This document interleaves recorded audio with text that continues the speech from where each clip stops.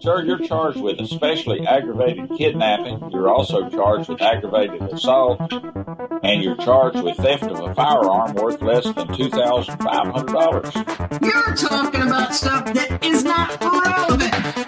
Hello and welcome to the Court of Public Opinion. I am the Recovery Addict, and boy do I have a case for you today. Why is the dog chewing on this guy? I think they have got the wrong guy there. They got the wrong guy, and the dog was biting him. He roughing him up quite a bit. There's a lawsuit. 9 out of 10 judges prefer watching the Recovery Addict live stream in their courtroom. The fireworks are not done. Now we're getting commentary on the cable. Dati mihi Anglican for his service Latino. That's literally not true. I didn't ask you to interrupt me. Is that correct? It's from safe. Good morning, good morning. Welcome to the Court of Public Opinion. I am the Recovery Addict.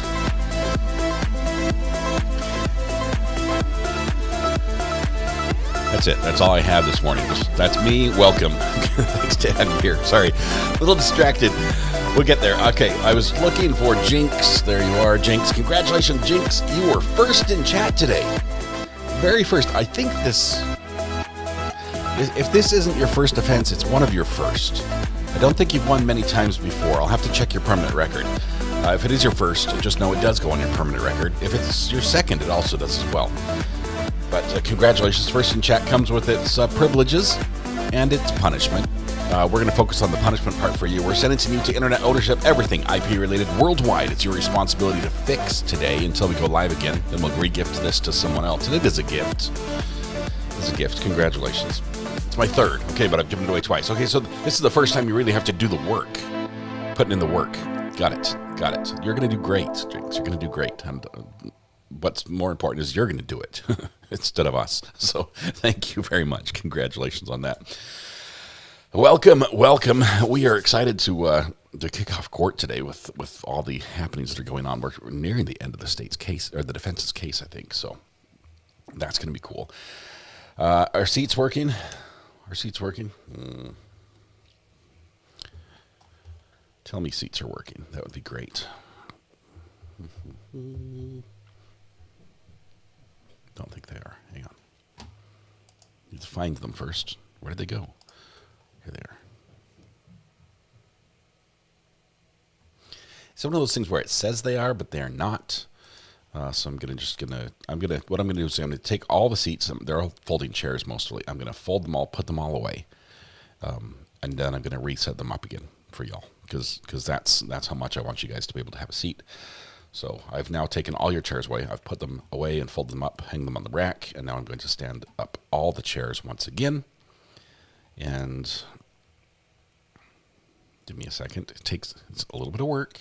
Can't just do it like that. I wish. Don't want that running. Let's close that.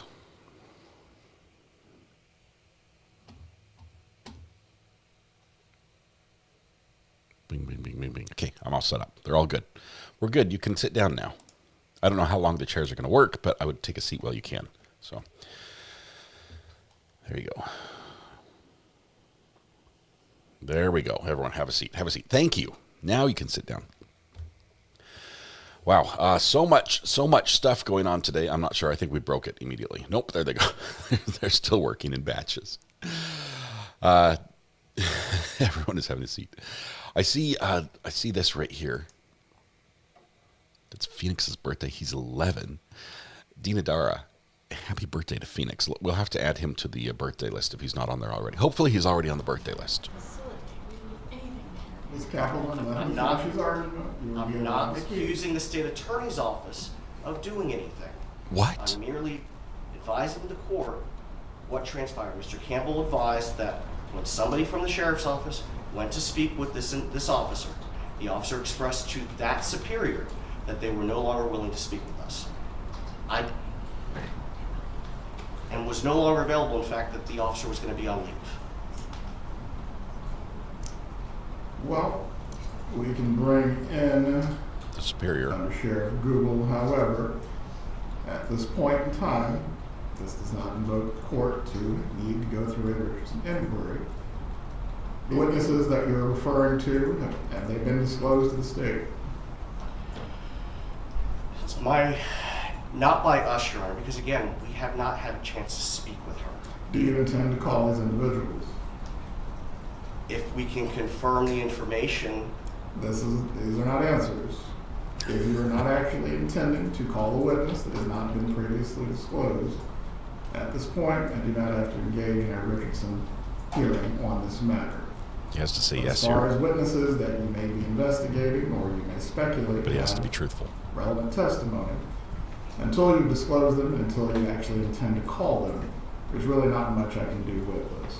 If you wish for me to hear from the undersheriff, I will. But as far as perfecting any subpoena and speaking to these people who are either not under subpoena or not listed witnesses, there's not very much I can do.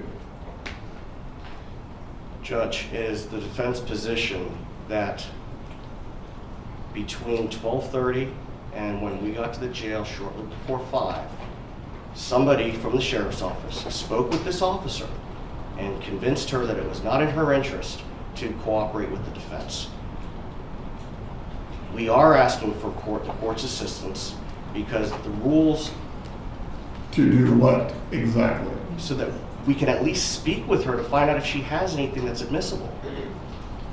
The court has jurisdictional authority limits. For someone who is not under a subpoena, I just can't compel them You have to to come subpoena. here, go there, or do certain things. There is no subpoena for this individual. If they choose not to speak with you, so be it. But please bring in the undersheriff. He can speak to these matters that you've raised. Thank you, Your Honor. Okay, well, while that goes on, we've got a couple things. We have to sing happy birthday. I have to tell you that today... Mike. What day is it, Mike? Guess what today is? It's hump day. Hump day! Welcome to Wednesday. Officer yesterday afternoon. Sorry, it's spicy. I have to cut it short. Even if we had a subpoena ready to serve, they have represented to us that she is not available to be served. Without the court's assistance, we cannot accomplish that. I'm trying to have court. Don't raise your voice. Well, and this goes to the timeliness of the witness itself and the fact that it's occurring in the middle of trial. But that part of it, again, these are certain things I cannot assist with. Under Sheriff Google, please raise your right hand. Under Sheriff Google? You swear or affirm the testimony you're about to give to be the truth. Yes, sir, I do. If you can just stand in front of the court reporter instead of taking the witness stand. If you can explain to me what occurred with, I believe this is one of the correctional deputies that may or may not have testimony concerning this case. Please explain what happened with them to the best of your knowledge. To my knowledge. Here we go. Let's listen carefully. I was approached by Captain Georgia Dent, who had spoken with Deputy Franklin, and Deputy Franklin informed Captain Dent that she had received a phone call from inmate Adelson's attorneys, and they were advising her that they were going to be at the detention facility later that afternoon, which was on yesterday, and they wanted to speak to her. So she was inquiring with Captain Dent if she actually had to speak to them, and she was saying that she didn't know what they wanted to talk to her about. Captain Dent then came to me and gave me that information. I then talked to our general counsel, the agency's general counsel, and we were in agreement that she could speak to them if she so choose voluntarily. If she did not want to speak to them, they would have to have a subpoena to compel her to speak. So after speaking with general counsel, I spoke back to Captain Dent, and she relayed that information to Deputy Franklin. Did you or any other person in a position of authority over this guard instruct them not to speak to the defense? No, sir. Any examination for under Sheriff Google by the defense or state? Not from the state, Your Honor. Defense. Judge asked the pertinent Good question. morning. It is our understanding that Officer Franklin is now on leave and not available to be served. That's not my knowledge. I have no clue about that. So she is available to be served? I would think so. I'm not aware of her being on leave. Thank you. Yes, sir. Sheriff Google, there is no more inquiry that I will make of you concerning this topic. I appreciate you being here this morning. Yes, sir. Thank you. Defense tried at the last minute to talk to a guard at the jail. The guard apparently chose not to talk to them. Who is not the guard, was the defense able to make contact with this individual? Just a moment, Your Honor. Okay, we have to sing happy birthday at some point. Judge, the information that we provided to Your Honor was purely to put it on the record that we had followed that information. After discussions amongst Ms. Fulford and I, we had decided that we were not going to pursue that given the status of that individual and the misinformation we believe we were being given. Right, as to the, I believe, second witness, is this person going to be disclosed, or are you going to seek to call them as a part of the case? No, Your Honor. As to the guard, if you need to follow up with a subpoena for this individual, as they have chosen not to speak with you, you need to do so with all haste. The jurors, at the time of selection, were told this would be 3 weeks, that it could possibly go longer, but 3 weeks is what they were told. For today's witnesses, let's go through that before the jurors are brought into the room. Who do we have? And I apologize, I did not have a chance to prepare a list. At least for this morning, our intent is to call Kristen Adelson, Linda Bailey, Sarah Newhouse, and Marisol Descalzo. For this afternoon? This afternoon is up in the air, and that's going to require some additional conversations with our client. During the lunch break, that will be your opportunity to have any final conversations concerning whether she will in fact testify.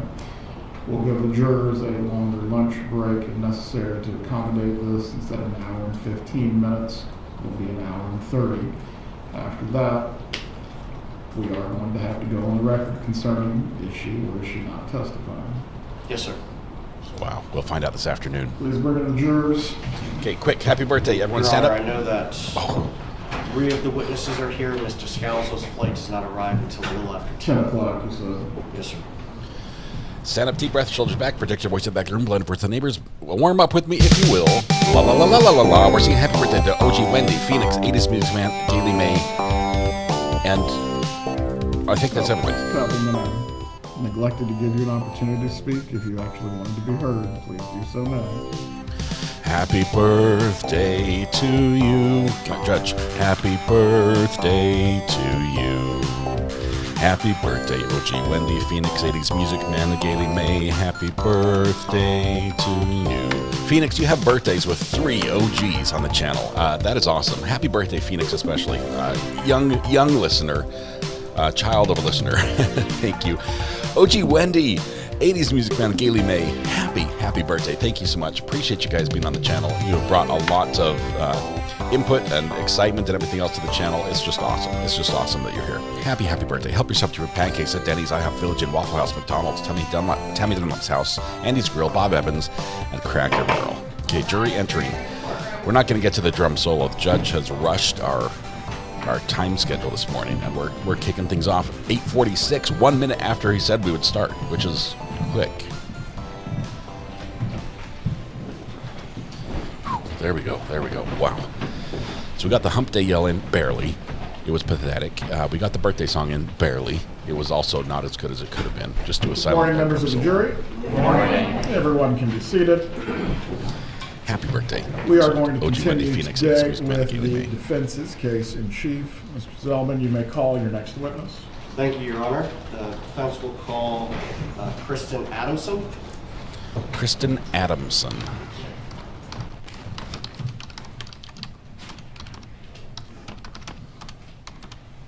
We've got the keyboard mic'd up nicely today.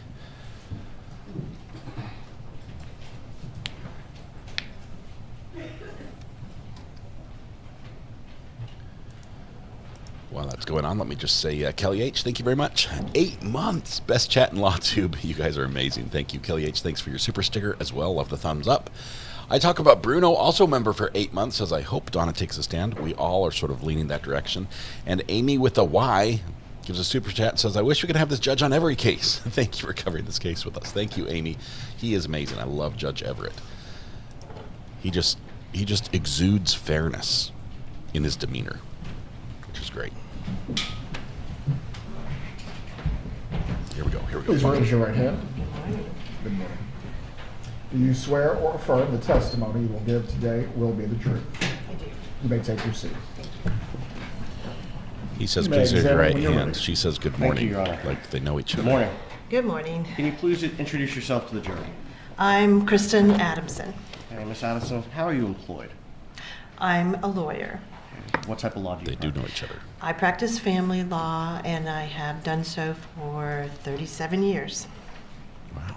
It's a lot of How time. long have you been practicing? 37 years. Okay. Amanda H., OG. Are you board certified? Thank you. Yes, So I am board certified in marriage and family law by the Florida Supreme Court. What's involved in becoming board certified?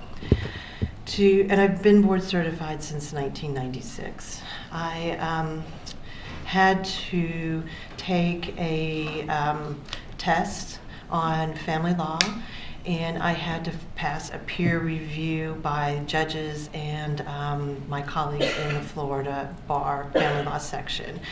I have to recertify every 5 years, so I've had to also do that every 5 years. I'm coming up, I think 2026, I will be in my thing again where I'll have to recertify. Have you received any other accolades or awards throughout your career for your work in family law? I was heavily involved in the Florida Bar Family Law section on the Executive Council for a long time. I am a fellow in the American Academy of Matrimonial Lawyers, past president of the Florida chapter, and I am a fellow in the International Academy of Family Law Lawyers as well. Wow. All of those required board certification prior to being allowed to be a fellow, as well as another test nationally and locally, and written tests and oral tests as well. So and how long have you been a member or a fellow of the American Academy of Matrimonial Lawyers? I have been a fellow since 2020, and I was president in 2012. Breaking marriages for 37 years. How long have you been a fellow in the International Academy of Family Lawyers? Approximately 5 years. Yeah. In your work as a family law attorney, did you have occasion to represent Wendy Adelson? I did represent Wendy Adelson in the end of 2012, I believe it was, 2013, and part of 2014. Would you call her divorce a bitter custody battle? I would not. That's not how I would characterize it. How would you characterize it? She had a relocation case where she desired to go to Miami. All relocation cases are a little bit more difficult than just regular custody cases because we almost always have to have a court determination on a relocation case because, unlike almost all other family law cases, relocation is a win-lose thing. Almost everything else in family law is sort of a split the baby. Relocation is not. So we did have to go to court on that, and that going to court always is a little bit harder, but in general, this was more or less after that a run-of-the-mill kind of parenting issue kind of case. Is it unusual to seek, in your practice, has it been unusual to seek relocation? No, not at all. I have two right now. Now, speaking to Tallahassee, why is it not unusual? Why is it not unusual? Yes. It's not unusual because it depends on why someone is here in Tallahassee. Tallahassee has a lot of students with the university. They may graduate with a degree, have children, expect to be able to move somewhere else after they graduate. One person wants to leave, the other person doesn't want to leave. The two cases I have right now, that are not here in front of this court, so they're So actually, one of them settled. But one of them, the Objection relevance? mother received a potential job offer in North Carolina. The father lived here. She wanted to move to North Carolina. All of his family was here. Her family was not. I'd like to be She watching wanted this to move trial. I'm somewhere like, else, hey, so that's that me. was one. And another one that I have right now is a person wants to move to Pensacola. My client wants to move to Pensacola because her family is there, and the father does not want to because his job is here. So it's almost always about moving to be close to your family when a marriage dissolves. I mean, that even happened with my sister when she divorced in Florida. She moved to Atlanta to be close to my parents. It's a very common thing for people to want to move to be near their parents, no matter how old they are. I don't want my lawyer talking about my case in someone else's court case. Do you have parents who attend client meetings? I do. And it doesn't seem to matter whether my clients are 20 or 40. I have many cases where a mom or a dad or sister or somebody comes to almost every meeting I have, including mediations, and they're heavily involved in the divorce of their sibling or their child, regardless of age. It's just something, families tend to be enmeshed in their other families' divorces. They do. I usually let them come to mediation because sometimes it's important to hear how the mediation is going so that they don't try to armchair quarterback it after the mediation. Understood. Now, you indicated that you typically have to go to court for relocation.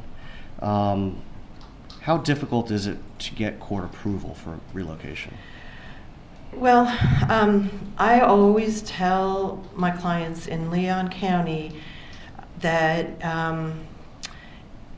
even though, according to the statute, there's no presumption that someone should be able to leave or not leave, I do think that there's a presumption against relocation. And I always tell my clients that it's a very hard thing to obtain a relocation. That you have to have kind of special circumstances, and there's a whole laundry list of statutory criteria that you have to meet to try to be able to relocate. And so we sit down and we go through the statutory criteria and determine whether or not you'll be able to do it. Most of the time, I tell them it's a 50-50 shot at best. Sometimes a little bit more, sometimes less. Okay. Did you have that conversation with Wendy Adelson while you were representing her? I did. Okay. And did you advise her of that same information? I did. Basically, I told her that if this is something that was important to her, this was her one shot at it. If you get divorced and then try to relocate afterwards, you're probably not going to win unless something really substantial comes up and changes it. So if she wanted to try to be able to relocate, this was her shot at it at best. So in other words, is it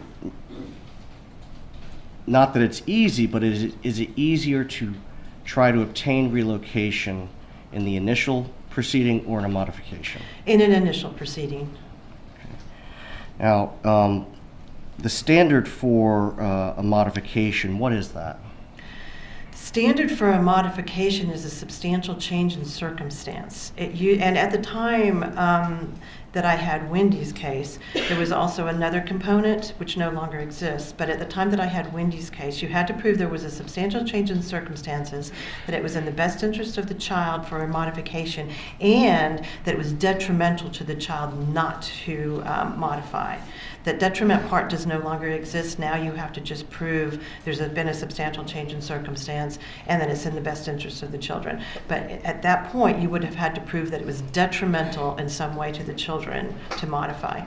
Is that why you advised Miss Wendy Adelson, if she wanted to try relocation, she should do it at the front end? Yes. Proving detriment is hard to describe to clients because they don't understand how substantial that really has to be. It has to be very substantial. Children are failing in school, children are potentially being neglected or abused, or there's alcohol or drug or mental illness. Okay. Have you ever been successful in convincing a judge to grant relocation? I personally have only won one case in 37 years for relocation. So, would you say it's difficult? I think it's difficult. But she has lots of now, cases where even she though fights you've it. only gotten court approval for one with the client, have you been able to successfully negotiate for relocation in other cases? I have been able to negotiate relocation in other cases, sometimes through help of mental health professionals who will interview the parties and the children and make recommendations. Sometimes we'll have a guardian ad litem appointed to make a recommendation. We'll have a parenting evaluation or something like that that makes a recommendation. And if you have those things behind you, then it does help, because most people don't want to go to a judge if you have a mental health professional that says, oh yeah, relocation would be great. So we have been able to do it in that way. I also have been able to have relocations when you have an older child who really wants to relocate and the other parent doesn't object. Or sometimes you have, like in my sister's case, which I actually shouldn't have, but I did represent my sister. What? She moved to Atlanta, and then her husband was able to obtain a job in Atlanta and move up there to her former husband. So we negotiated all those things. And I think you said you explained all of this to Wendy. I did. Was she aware that the chances of success were low? Yes. I mean, I told her that this was her shot. I thought she had some good reasons. I would never have someone file a relocation if I didn't think they had a shot at it. So I think she did have a shot at it for many reasons. But including the fact that her parents were down there, that Professor Markel had a very flexible job. He had family in South Florida. These were very little children at the time. We did not have the presumption of 50-50 parenting, and she had done most of the parenting. There were lots of reasons I felt like she had a really pretty good shot at it. But I did tell her it's not going to be easy. Okay. Now, let's talk about the family law rules of procedure generally. Do the rules require the exchange of certain materials in dissolution proceedings? Yes. And what are those? We have mandatory disclosure in divorce and modification proceedings, including custody and just regular divorce. And pursuant to the Florida Supreme Court rules and 12.540, we have to file a financial affidavit under oath that the parties and lawyers and their paralegals help them fill out. We also have to provide a laundry list of documents that keeps getting larger. It's bank statements for 3 years, it's retirement statements, it's deeds, it is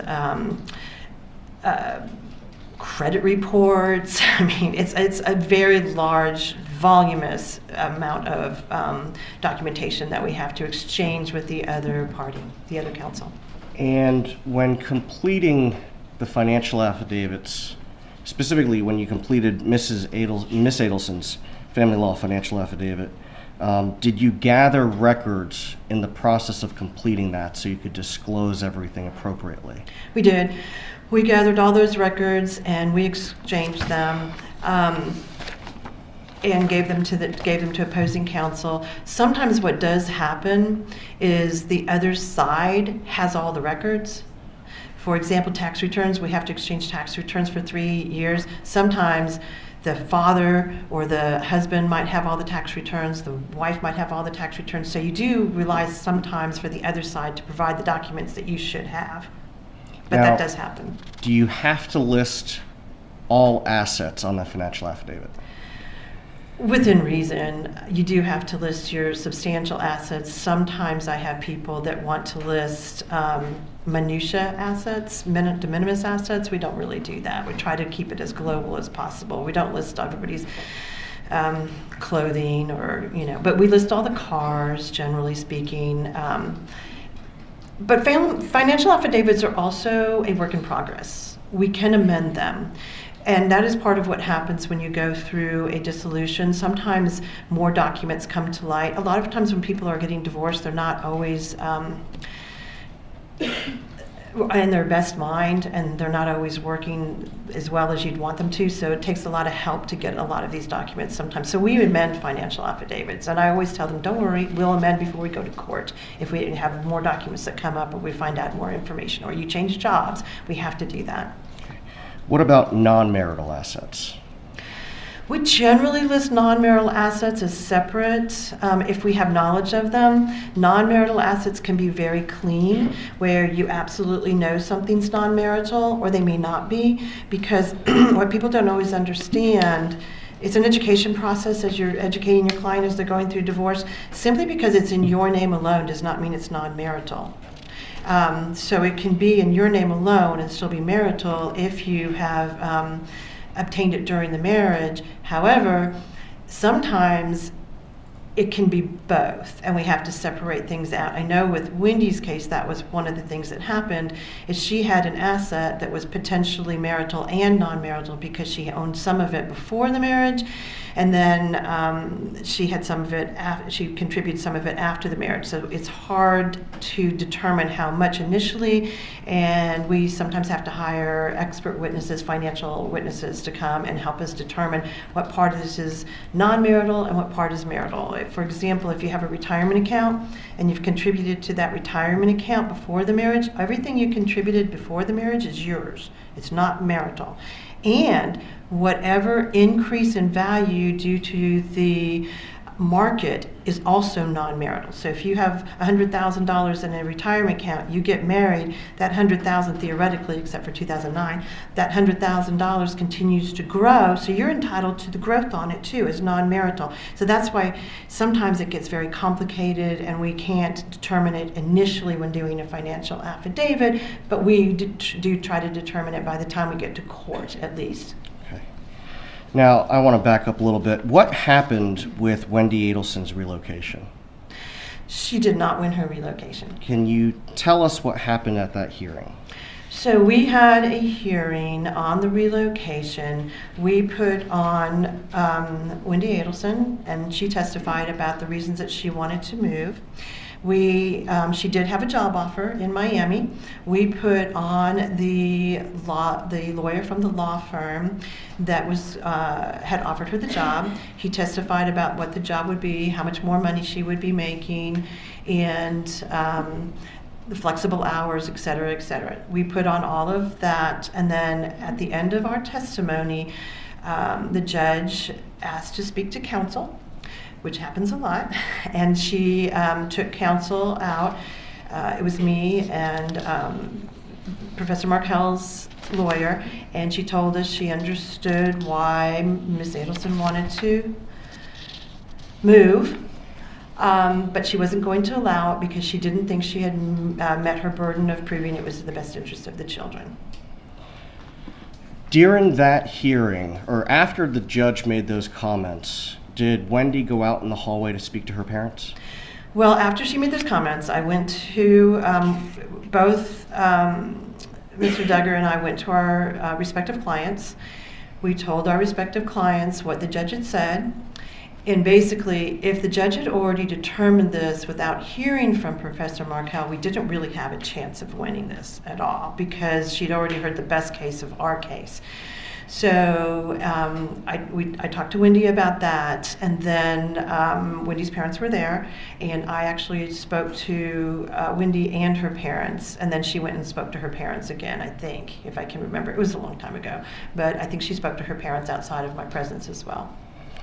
Did Wendy ultimately stipulate to the withdrawal or the denial of that petition with prejudice?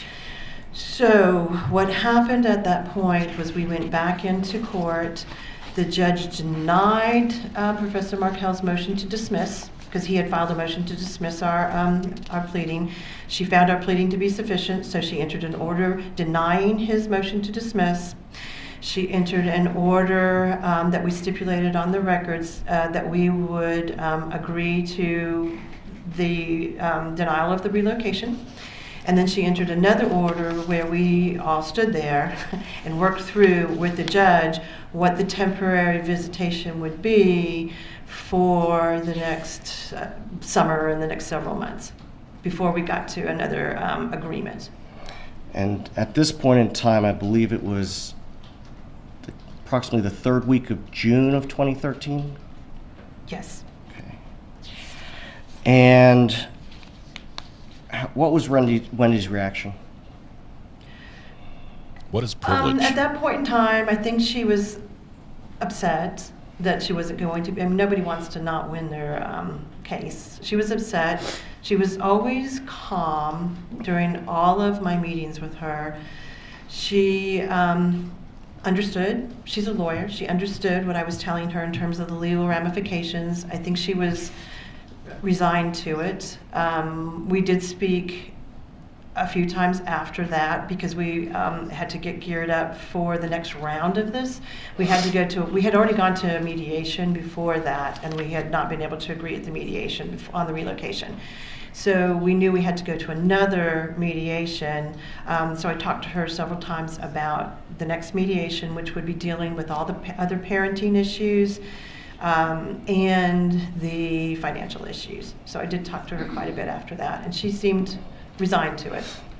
Now, although the court denied the petition, would it have been possible for Wendy Adelson to offer Mr. Markel any financial incentive in order to convince him to change his mind? Well, we hadn't finished the case. We still were going to go to another mediation. It's always possible. I tell everyone that even after an unsuccessful mediation, people settle their cases on the eve of trial all the time in some way or another. They do. And it's always best if you can settle your case and not leave it to a court. You have much more control if you are the decision makers rather than the court. Is there anything improper or illegal with one party offering a financial incentive to the other party to obtain relocation? No, and I actually have negotiated that in the past, now, and since that time as well. Subsequent to that hearing, did you have another mediation on the dissolution, the distribution of assets, and the parenting time? We did, and at that mediation, we came very close to settling it, and we were there for quite a long period of time, but we did not settle it at the mediation. I think we settled it within a week after the mediation, where opposing counsel and I exchanged a lot of phone calls, and because we had gotten very, very close at mediation, and we were able to resolve all of it within a week of mediation. Now, before we had a court trial set, I believe, and so we were able to do it before the court trial. Thank you. Prior to adjourning mediation, did an issue come up concerning a potentially non-marital asset that Miss Adelson had? It did. And what asset was that? It was if I remember correctly, it was the Charles Schwab account that we had listed on the financial affidavit in the marital portion, and then on the non-marital portion, we had listed Charles Schwab non-marital portion to be determined. And we went into mediation in that way, not knowing exactly what was marital and what was not marital. Now, I know in our pretrial discussions you indicated, can you typically talk about what happens at mediation? Mediation is confidential, and that's one of the things I tell my clients is that the mediator can't be called to testify about what happened in mediation, and I can't testify about what happened in mediation, et cetera, et cetera. So the theory behind that is that people will be as open to negotiation without fear that it's going to come back in court and hurt them in some way in front of a judge. You can't talk about the settlement offers that were made. For example, in mediation, if they say, oh, but he offered to pay child support above and beyond child support, and then we don't reach an agreement, you can't come into court and say, but he made this offer. So it keeps everybody moving forward and not worrying about what the offers are. Is there an exception for disclosing what happens in mediation if you're ordered to do so by the court? There is, and there's also an exception about what happens in mediation if the marital settlement agreement is asked to be set aside for some purpose, like fraud or overreaching or something like that. Then the terms of it and the mediation would potentially be able to pierce that veil of confidentiality.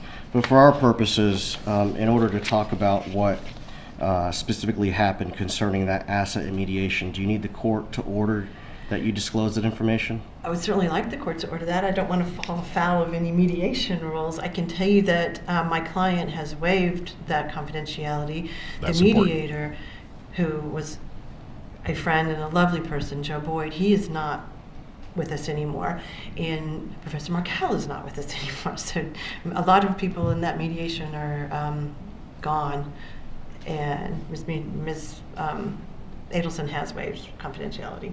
You beat me to the punch, Ms. Adelson. With the waiver of confidentiality by your client, I will order you to testify on the subject matters being inquired into. The state may cross-examine as to all subjects as well. You may continue. Thank you very much, Your free Honor. to talk. Ms. Adamson, can you tell us that Charles Schwab account that you mentioned, how was that addressed at mediation? So this became sort of a last-minute little dust-up during the mediation. So what we did was we called the Charles Schwab account representative. And this is not uncommon in mediation. And I had Joe Boyd, who was the mediator, come in and talk to the Charles Schwab account representative. So it wasn't just me talking to the representative and telling the other side what had happened. I wanted the mediator to actually do it and to hear it. And so he talked to the Charles Schwab representative, who outlined, in his opinion, what the possessory status of that Charles Schwab account was, who owned it when, where it was, how it had been separated into multiple accounts apparently, and which ones were marital and non-marital. And then he went into the other room. We're not in the same room. We're in Ms. Adelson and I are in one room, and Professor Markel and his lawyer are in another room, and the mediator is going back and forth between the two rooms. So in our room, he listened to what the Charles Schwab representative said, and then he went into the other room and told them what he had said. And after that mediation, Mr. Duggar and I discussed the fact that it actually happened, and everybody felt comfortable with what was marital and non-marital. And that was when, along with other little things about the parenting and other loose ends being tied up, we were able to actually have a marital settlement agreement. The Charles Schwab account, in all its different permutations, was listed in the marital settlement agreement. And Professor Markel had almost $500,000 worth of non-marital Charles Schwab accounts of his own. So he had non-marital money as well. So based on what you've discussed, Mr. Markel was aware of the non-marital status of that portion of Wendy Adelson's portion of what she would get. He was.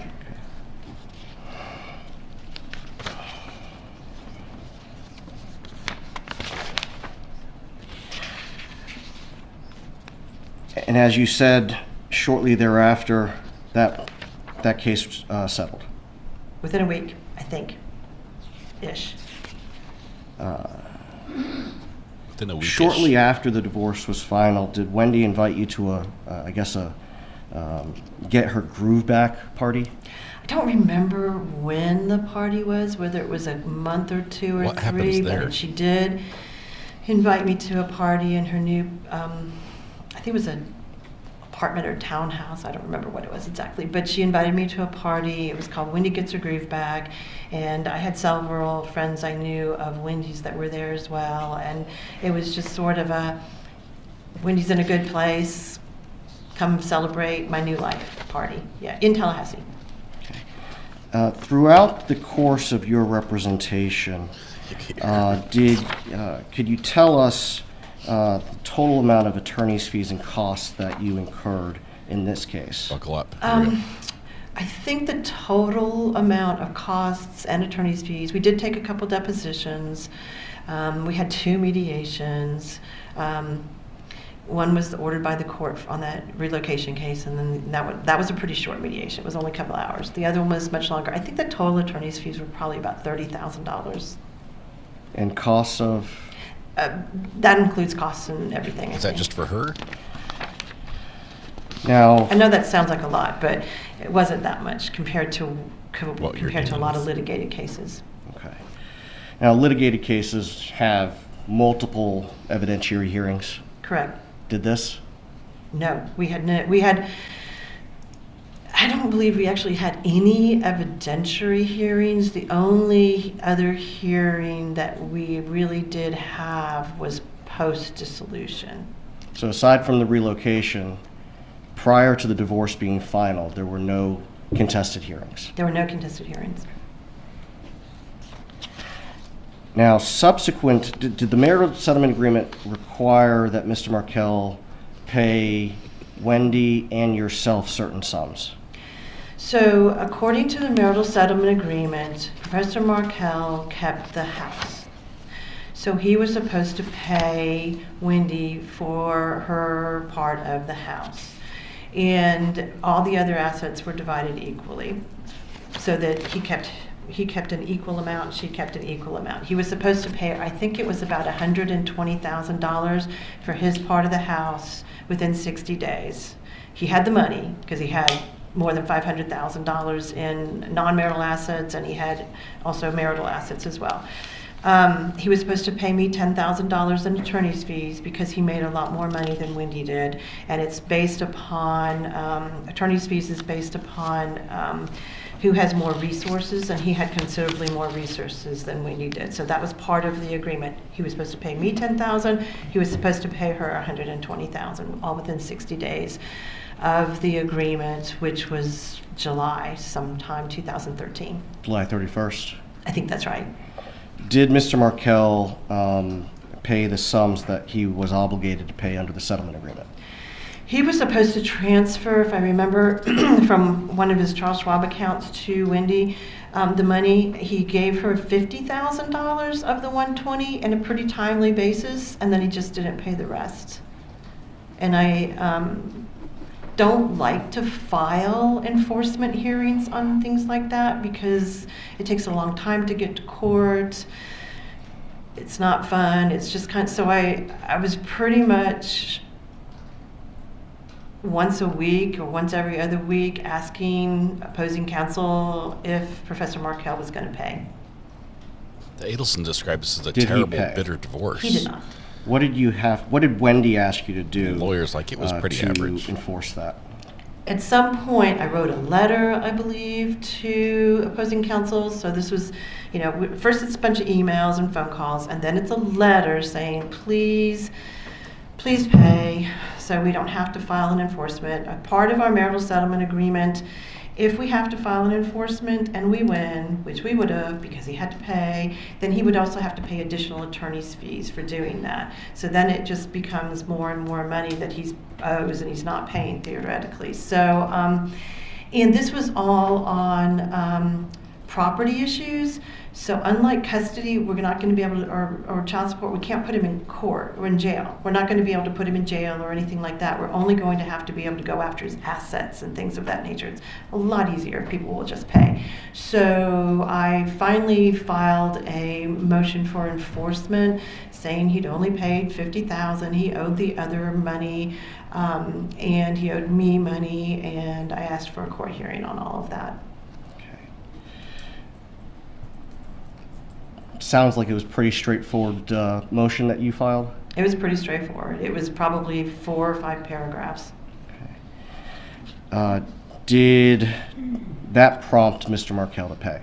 No, it did not. What happened? So then Mr. Markel hired a new lawyer. And his new lawyer filed a responsive pleading to that my motion, basically saying that he shouldn't have to pay because Ms. Adelson had breached the marital settlement agreement. How did he allege that she breached the settlement agreement? He filed multiple motions, but this first responses and motions, this first one, basically, if I remember correctly, was all about the money. And he said that he shouldn't have to pay because she had hidden the Charles Schwab money from him, and he used to have power of attorney, so he knew that she hid the money, which doesn't make sense, because if he had power of attorney, he would know what the money was. So it didn't make sense to me. But anyway, that she had hidden that money, and that she hadn't told him about several other of her retirement accounts, and therefore the marital settlement agreement was breached, and he shouldn't have to pay her the money. So he filed a response, but did he seek to have the settlement agreement itself voided or set aside? He did not. So, and that is what I told Wendy at the time, is that is not a proper defense for not paying the money. Professor Markel, it was pretty obvious that he had actually written this pleading himself, and the lawyer just signed off on it. It had footnotes, which is not something litigation lawyers would do. It was voluminous, and it was very personal about what was going on, and Wendy, and how I don't think at this point he alleged that, he might have alleged that she had committed fraud. But an appropriate pleading would have been for him to file a 12.540. I know it's kind of technical, but basically if you think that an agreement is reached and it is not in good faith, or there's assets that were not provided, then you must file within a year for a 12.540 to have the whole agreement set aside. You can't just say one good breach is another. And I filed a pleading basically saying that his motion should be dismissed because it was inappropriate. And you filed a motion to strike as a sham pleading? I did. I filed a motion saying this was an inappropriate pleading and it should be dismissed. Because it wasn't the correct way to go about doing what he wanted to do. And so I then tried to set hearings on those motions so that we could move this forward and everybody could get paid. In the process of doing this with his responses, did he file subsequently a pleading that further alleged fraud on Wendy's part? I think he filed at least 1 or 2 more pleadings that did that. And before we get to the final one, that grandparent motion, you advised Miss Adelson along the way of what you just told us about the unlikelihood of his success. I did not think he was going to be successful in his response because it was an inappropriate pleading and it should have been dismissed, which I believe it would have been dismissed.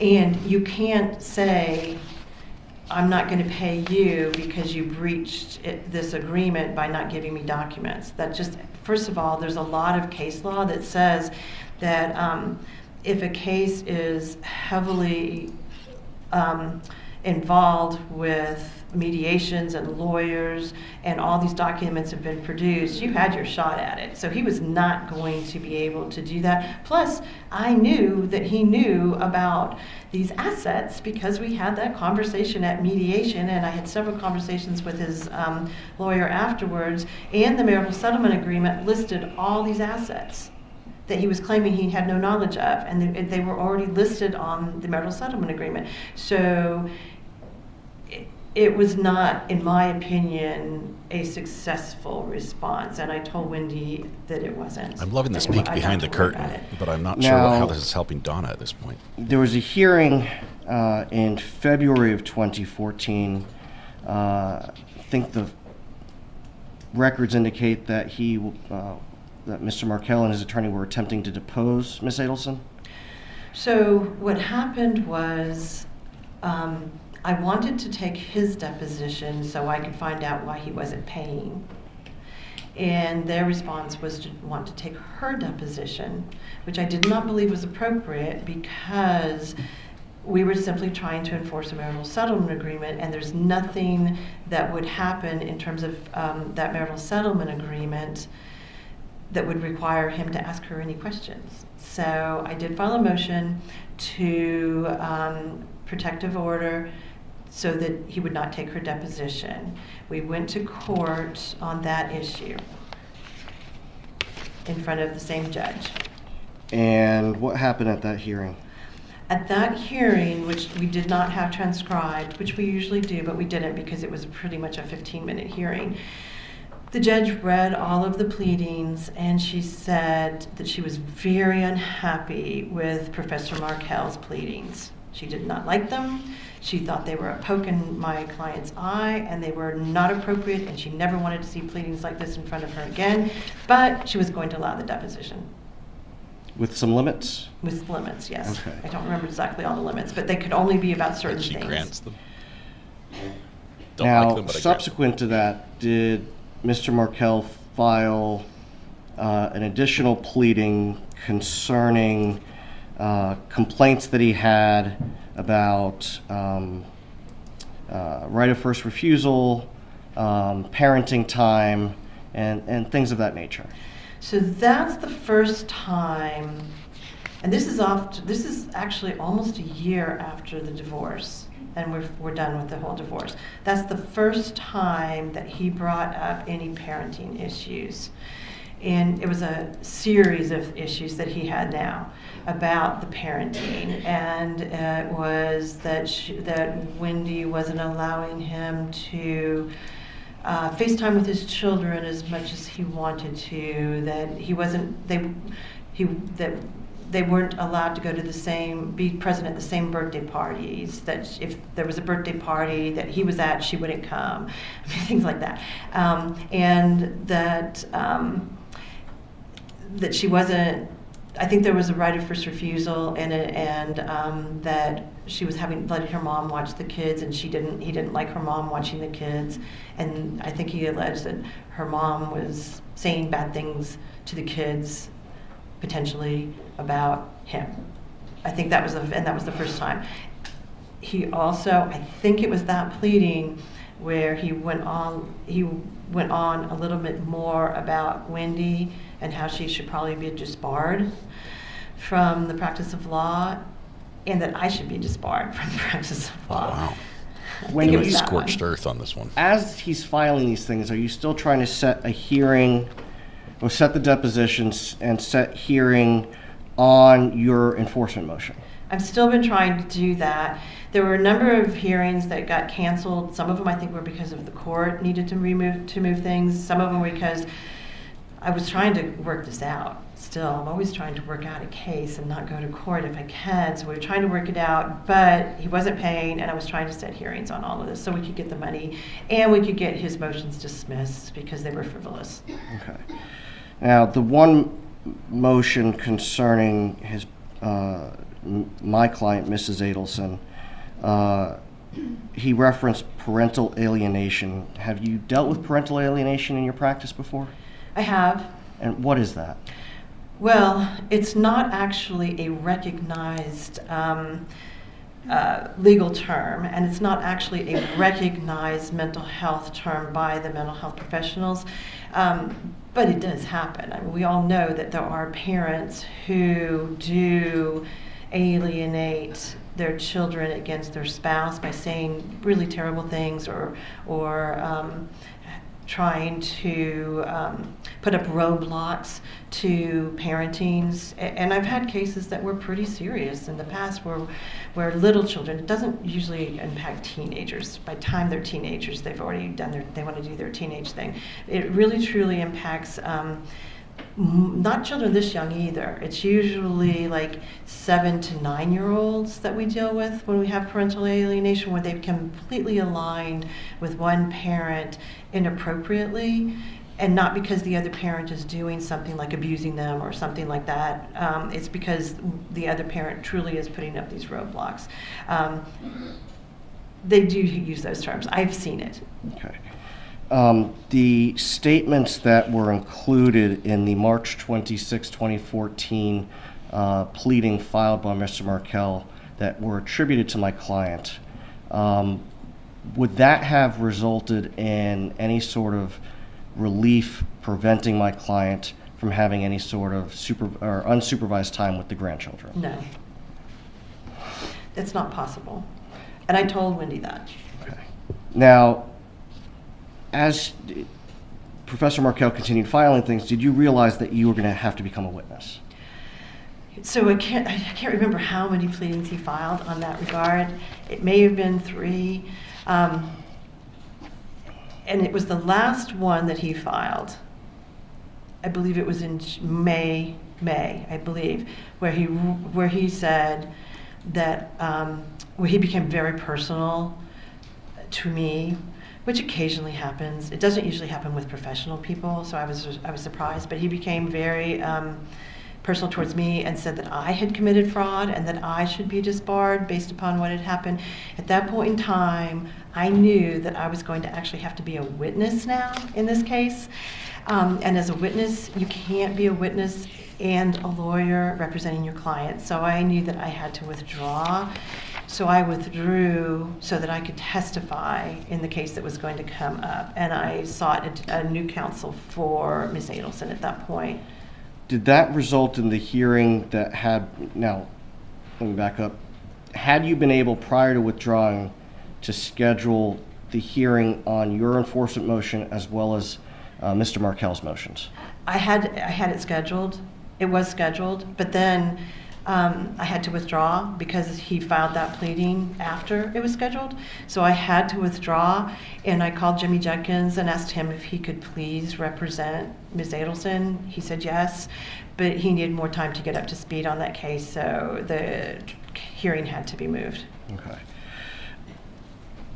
And around this time, were you aware that Mr. Markel had to change counsel again as well? I did not know that. Were you aware that as Mr. Markel is filing these pleadings, including the one in March, that he continued to ask my client to watch the children during his time sharing? I don't know what they were. I don't know anything about their correspondence. I really only dealt with Wendy. And on that note, we discussed earlier that it's not unusual for parents or family to be involved in meetings. Was my client, Donna Adelson, involved in any of the meetings that you had with Wendy Adelson during her initial dissolution proceeding or any of the enforcement proceedings after the fact? She was not involved in any. I never spoke to her except for the one hearing on relocation that she and her husband came to. But even then, it was very brief. They were very nice, lovely people. I didn't, even after even afterwards, they were fine. I had no issues with them, but I never spoke to them. I never emailed with them. They never came to any meetings. They were not involved with me. Okay. And do you have a recollection of whether my client and her husband were in the courtroom for the relocation hearing, or were they out in the hallway? I believe they were in the hallway. I don't believe they came in. Okay, just a moment, Your Honor. All right, Cross, make this make sense. Other than trashing Dan's memory and showing how nasty things were in the divorce and how he didn't play by the rules and was mean. How's this helping Donna? Cross-examination. Who is not sitting in a recycling bin. It just looks that way. Morning. Good morning. So you said you weren't aware of Donna Adelson's involvement. She was not involved with me. Okay. So no. Did you know that she was drafting Wendy's filings and having Wendy copy and paste them to send to you? She couldn't have drafted any of the filings because I drafted the filings. What she would like to be put in the filings, how about that? I'm not aware of any of that, no. Okay. Do you know that she was drafting things for Wendy to put in her filings in Wendy's voice? Not that I'm aware of. Okay. Did Wendy, though, give you input on things maybe to put in filings or things that she would like said on her behalf? Not a lot. I talked to Wendy on a pretty regular basis when I was filing something on the phone or by email. And she was a very good client, in all honesty, where she listened to me and she basically, we have clients that don't. Now we have clients that give you ChatGPT and want you to do ChatGPT pleadings, so there's that. She wasn't that client. She would say something like, well, and my pleadings were very short. I mean, my pleadings were very, very short. They were to the point and like, no, dismiss this, that's not true. There wasn't a lot more going on in most of them. So you wouldn't have knowledge of Wendy sending pleadings to her mom and saying, let's edit this? No, because I wouldn't have edited it based on that anyway. Okay. I mean, maybe they did, but I didn't do it. All right. And I never heard about it. Okay. So this would have been between Donna and Wendy? If that happened, yeah. You mentioned that, of course, she had a shot with relocation, but given the situation in this case being that the kids were raised in Tallahassee, the parents' jobs with FSU, you were not personally surprised when the relocation was denied. I'm never surprised when a relocation is denied. Because it's hard to prove detriment at that time. I'm always hopeful, but right.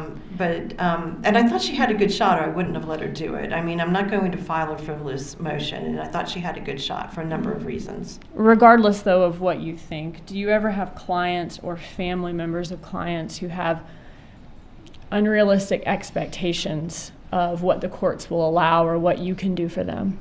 Yes. Okay, even given your best guidance? Yes. Okay. That's not an uncommon thing. No, that's why parents are often involved in these cases and come to talk to me about what they think I should be doing. Yes, I get that a lot. Right, and at that relocation hearing were Donna and Harvey Adelson possible witnesses?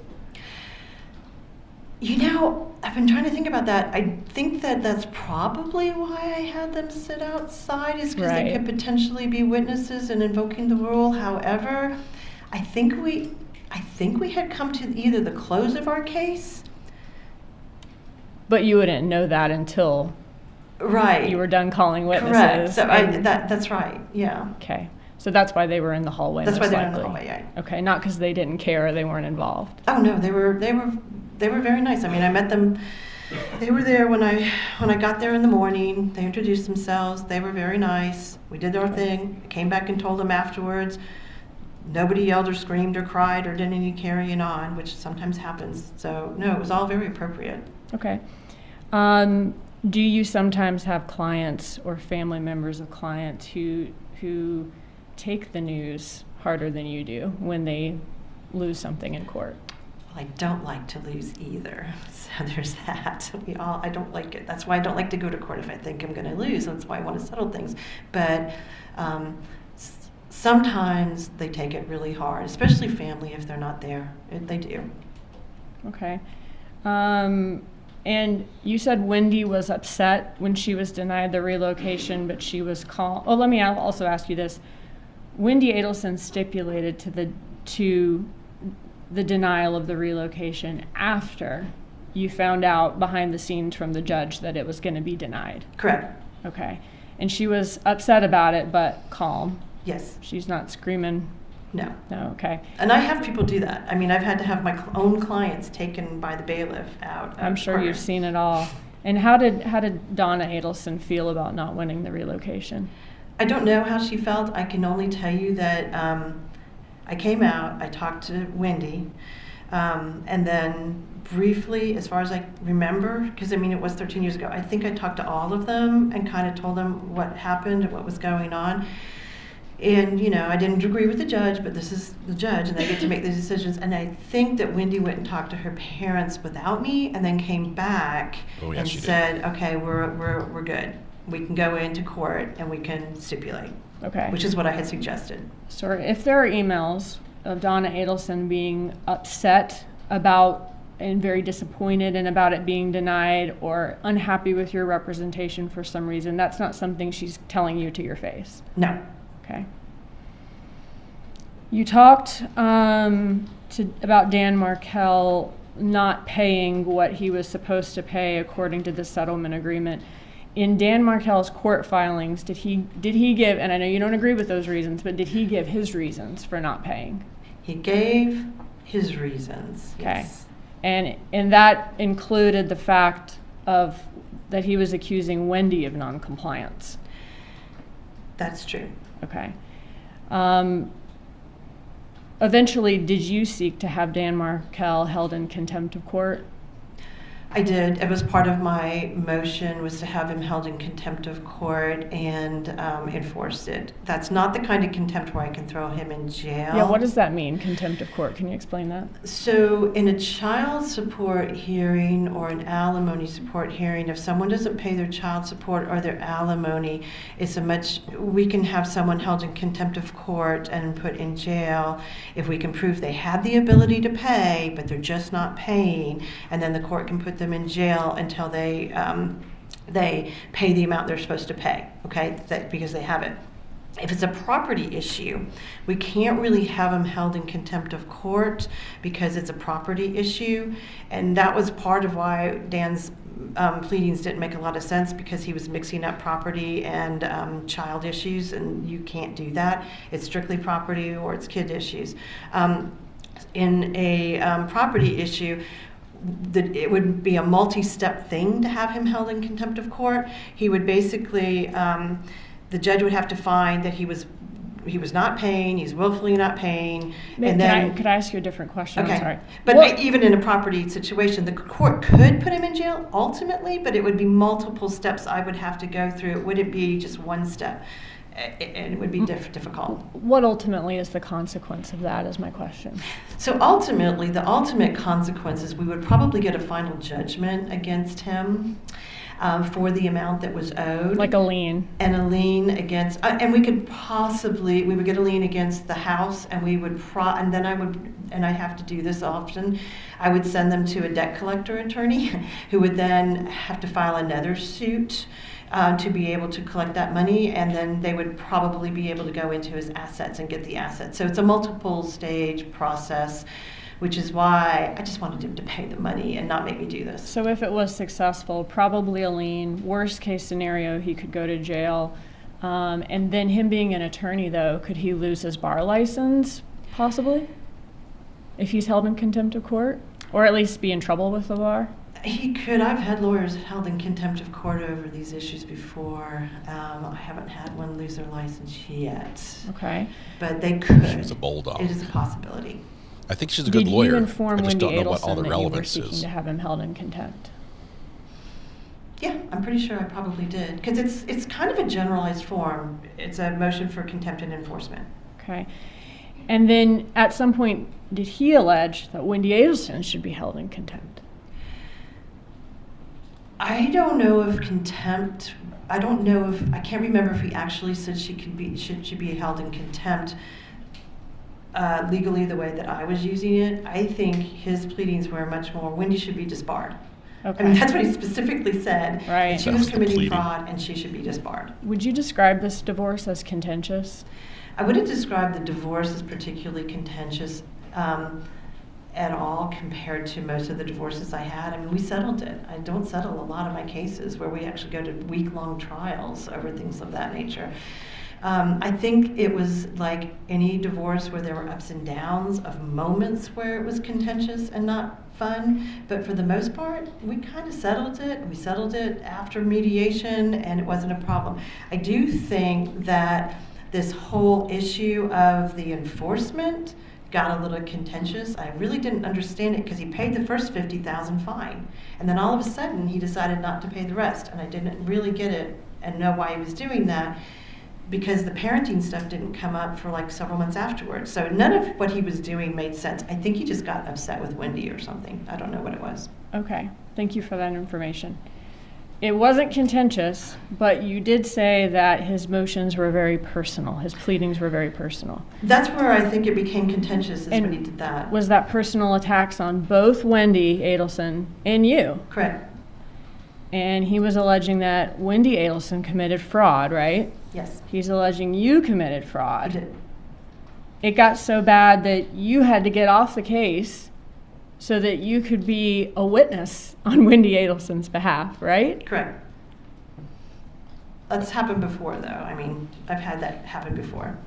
And she's got he 37 alleged years Wendy of should be experience. disbarred, you said. Correct. And he's having issues with Wendy's mom, Donna Adelson, even being able to watch the kids, is what you said in one pleading. One of the pleadings said something about the right of first refusal that he had, and she shouldn't be allowed to have the kids unsupervised, I think, during right of first refusal, because she was saying things about him to the kids, he thought.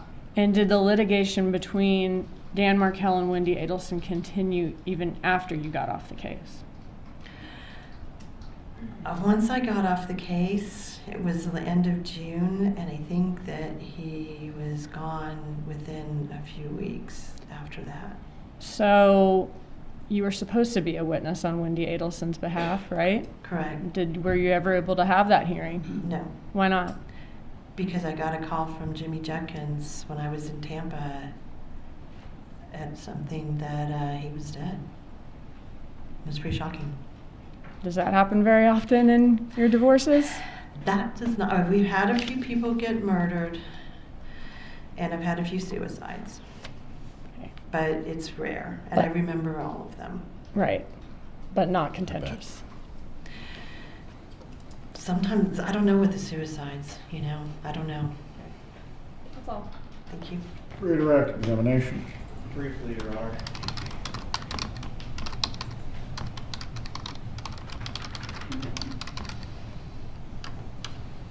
That would be hard, being that involved in a relationship and then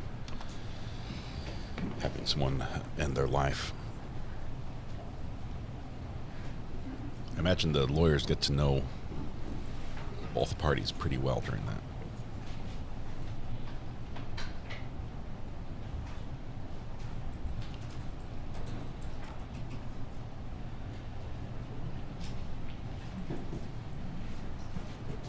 And first witness. You may. Ms. Adelson, I'm going to approach and show you. I'm sorry. States demonstrative A, I think it's Court Exhibit 1, page 441 of the demonstrative. And then I'm holding 454. If you can hold that, Sure. please. Okay. Is that the March 26, 2014 pleading that Mr. Markel filed? It appears to be. Can you turn to 454 that I had tabbed? Yes. Is that the prayer for relief for that motion? Yes. Can you direct your attention to the portion that reflects my client's, Donna Adelson's, time with the children? Does that reflect that Mr. Markel was asking that my client's unsupervised time with the children not interfere with his right of first refusal?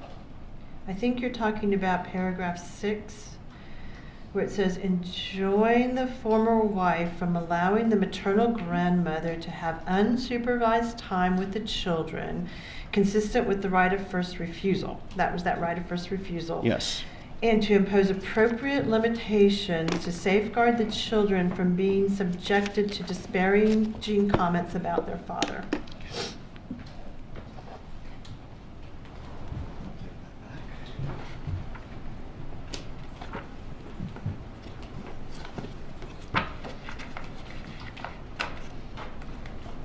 I need defense to sort of wrap this up for me. I love hearing about this. I mean, it's interesting to me. I think this is a fantastic witness. She's a great lawyer, 37 years of experience. But tie this in for how this helps Donna, this testimony helps Donna, other than, I mean, it gives her motive.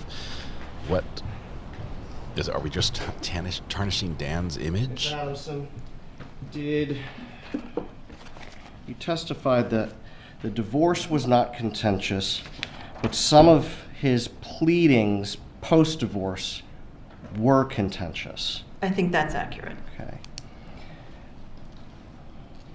And that his pleadings were personal. He essentially he attacked both Wendy Adelson and yourself. Correct. Okay. Is that what caused you to withdraw? I'm very used to personal attacks. I've had a lot of personal attacks. The only reason, and I'm fine with that, the only reason that I withdrew is because I was going to be a witness, not because I cared what he said about me. Had Mr. Markel not included in his pleadings these attacks, would that hearing have gone forward in May of 2014? If he had not included personal attacks against me that I would have had to testify about, then I would have continued with the hearing.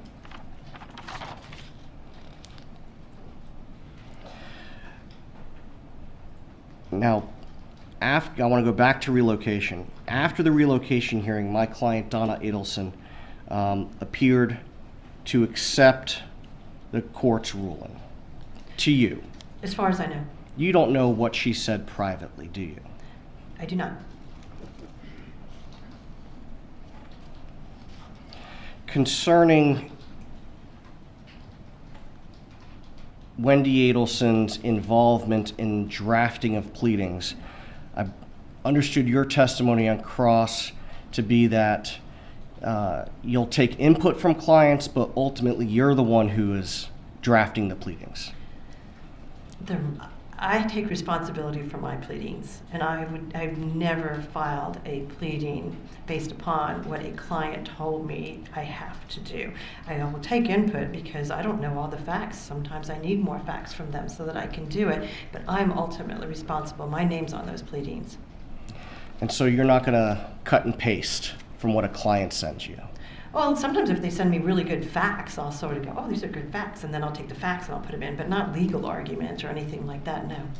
So if you took facts that were provided to you by Wendy Adelson and put those in the factual statements or arguments concerning pleadings or memoranda, the law is still your own writing. The law is, and I don't really think Wendy, I don't remember that Wendy had much input into any of it, honestly. She wasn't that client. I have clients that are those clients, and she was not that client. I get a lot of ChatGPT now, a lot, telling me what I should be filing. I want to talk about that. I don't think you're the only one there, ma'am. All the lawyers hate it. And the judges. Had you not withdrawn to be a witness, the motion would have been heard in May of 2014.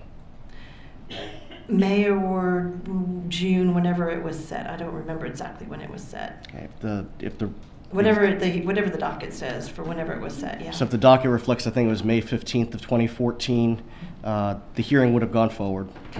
Correct. The judge would have been able to make a decision on all the pending issues. I believe that's the case. Nothing further? Will this witness be recalled? Just a moment.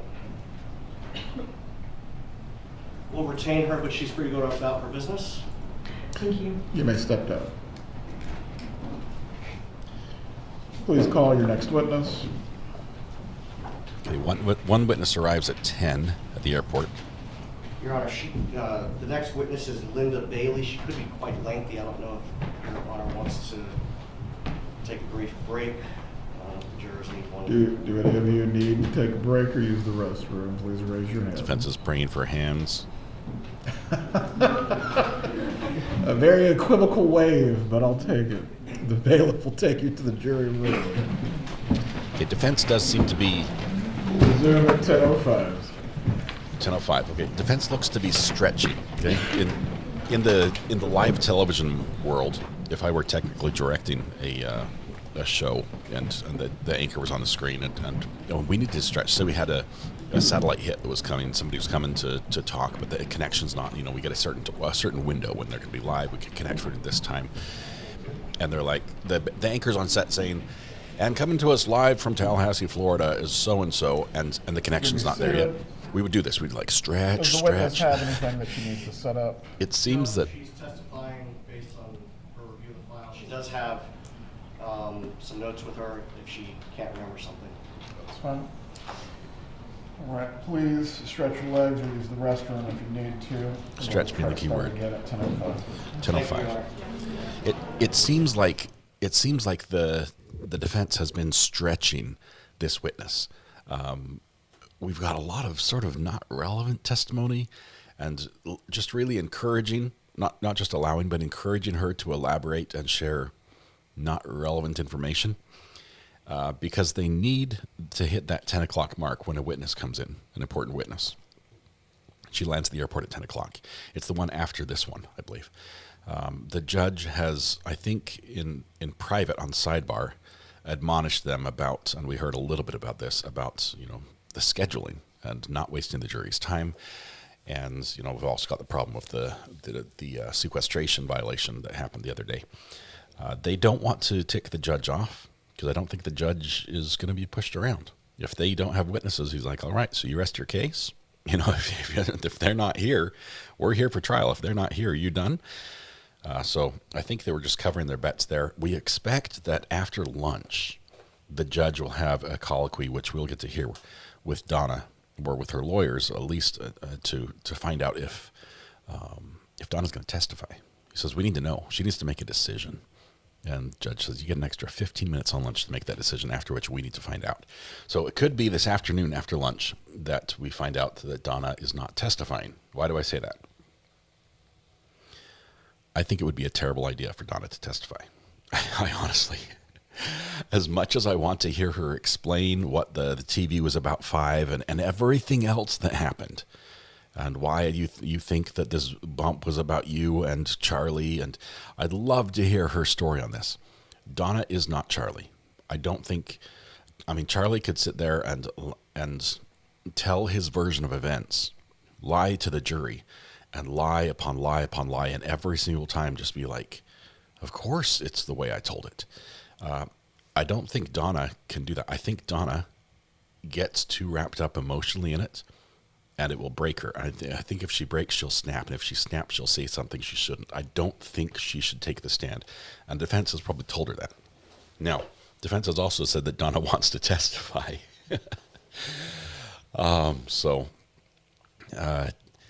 If she wants to testify, the defense cannot stop her. That's her decision. So, I don't know. I think no. Right now, gut feel, she's not taking the stand. I think we're seeing a lot of witnesses from the defense. They're trying to present a case. They're putting something together. Their theory that they can present to the jury to have this alternate option or series of facts that they can consider. I think Donna would blow that up. Everything the defense has done, I think Donna would blow that up with her testimony. So, but she's a talker.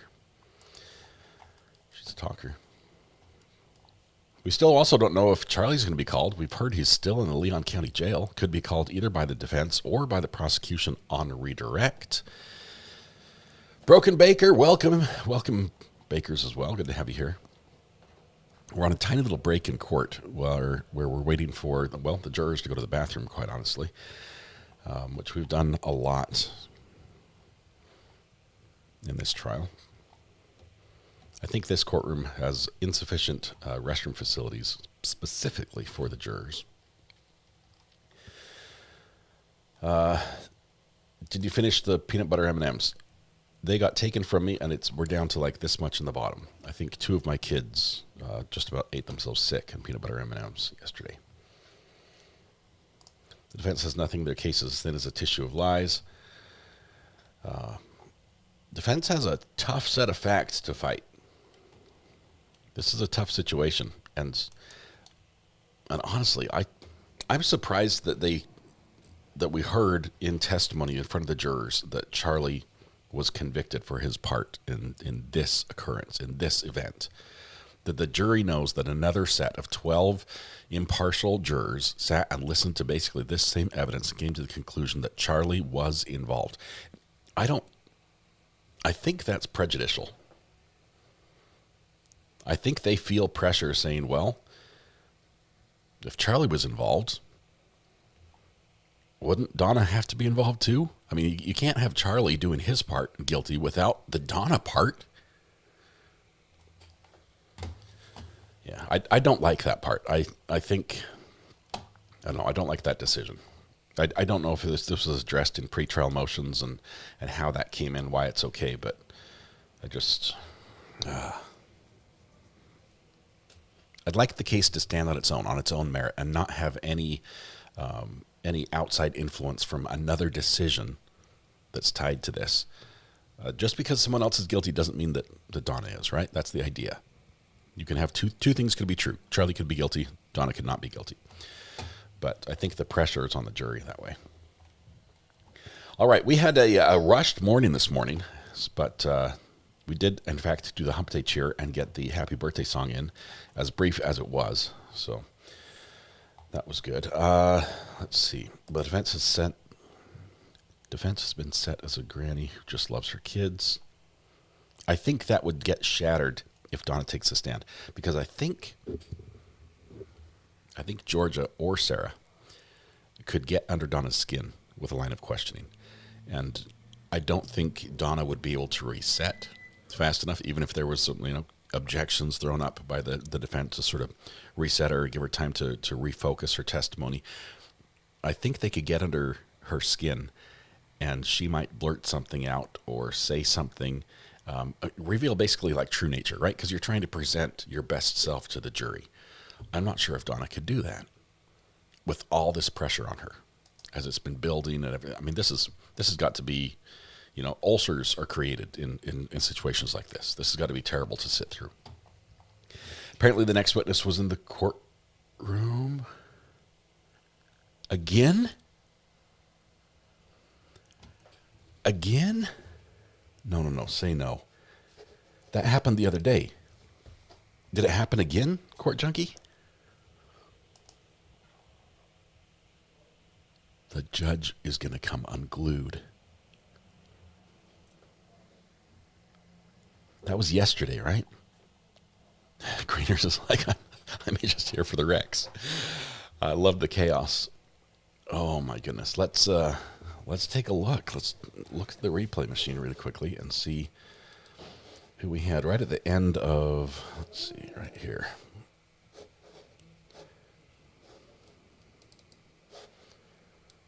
Okay. Let's go to our replay. And let's rewind a little bit to see what we had in the courtroom. Right at the very end, I think they showed us quite a bit of the courtroom. There we go. All right, who would it be? Let's just take a look as we glance around to the courtroom. I think it's after this. I think we got a wide shot. Yes, she leaves. She says hi to somebody.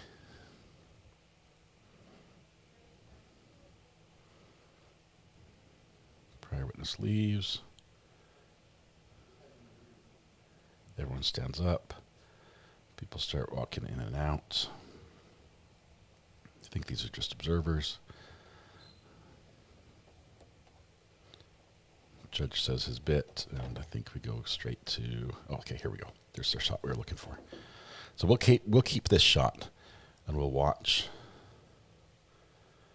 We'll watch for faces. We can probably zoom in on the audience a little bit. Okay. So these are the people we're interested in. I'm guessing if it's the next witness, This lady with the yellow lanyard. She's our pool still photographer. That's Alicia. I don't think the witness would be on the prosecutor's side, would they? It's got to be on the defense side. So let's keep an eye on this other side. Right over here. Couple faces. We got the laptop harness guy. He's not it. We've got Harvey. Obviously, he's not it. Let's see.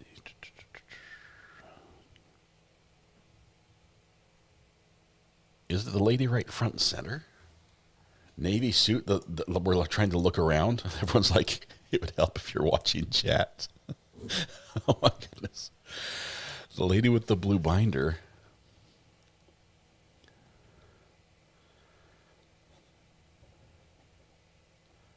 Okay, so now, okay, I can't watch my replay machine and chat at the same time, but when one witness comes down, she comes down.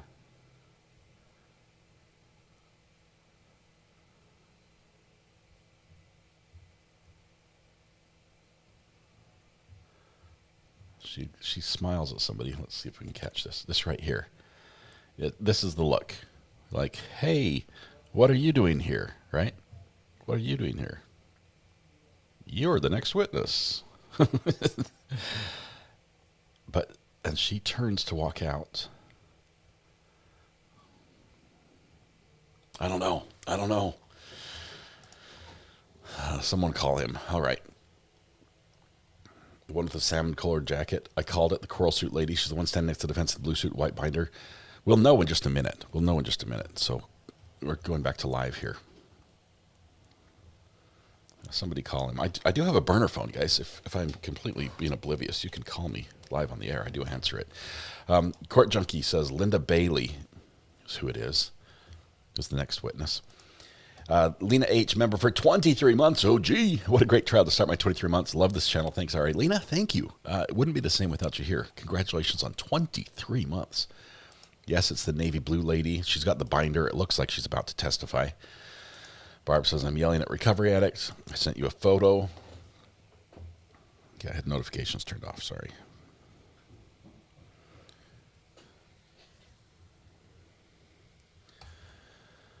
Let's see, the blonde that was waiting for the previous witness to walk by. That would be the one. She did look like she was walking from back in the pews, in the cheap seats in the gallery.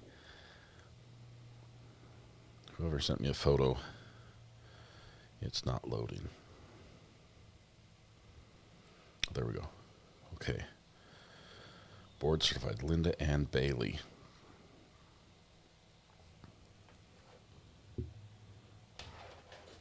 I'll give you a quick, sharp focus here. Let me make sure it doesn't have any numbers or anything on here. Yeah, we're good. That's her with a little green screen behind her. Okay, so compare her to, let's go to 7. And where was that picture we had? Judge talks for a minute. There she is. So we'll zoom in on her.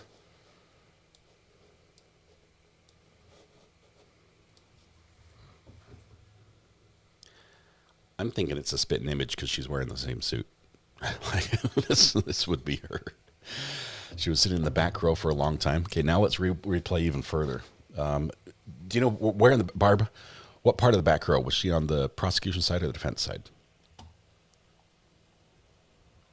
Apparently, she's an expert, so she can be there. She might be. The rule of sequestration often is waived for experts. Part of what they do is testify about. And have to know about somebody else's testimony in the trial. It was where yesterday's illegal witness sat. It's in the breaking sequestration seat, of course. She came in the beginning of the first witness. I don't know if it's an expert, it might be okay, but this would have to be something that was worked out with the judge beforehand. That the rule of sequestration doesn't apply to that. Obviously, victims, family members, Ms. Bailey of this information? Well, if whoever's listening on digital, if you can go ahead and look through the sidebars for Thursday and Friday to determine when the topic of Linda Bailey as a witness was discussed. As I recall, I believe it was discussed that she would be permitted to be in the courtroom, whether or not there were any other matters that were discussed along with that. I cannot completely recall at this moment, but we'll review.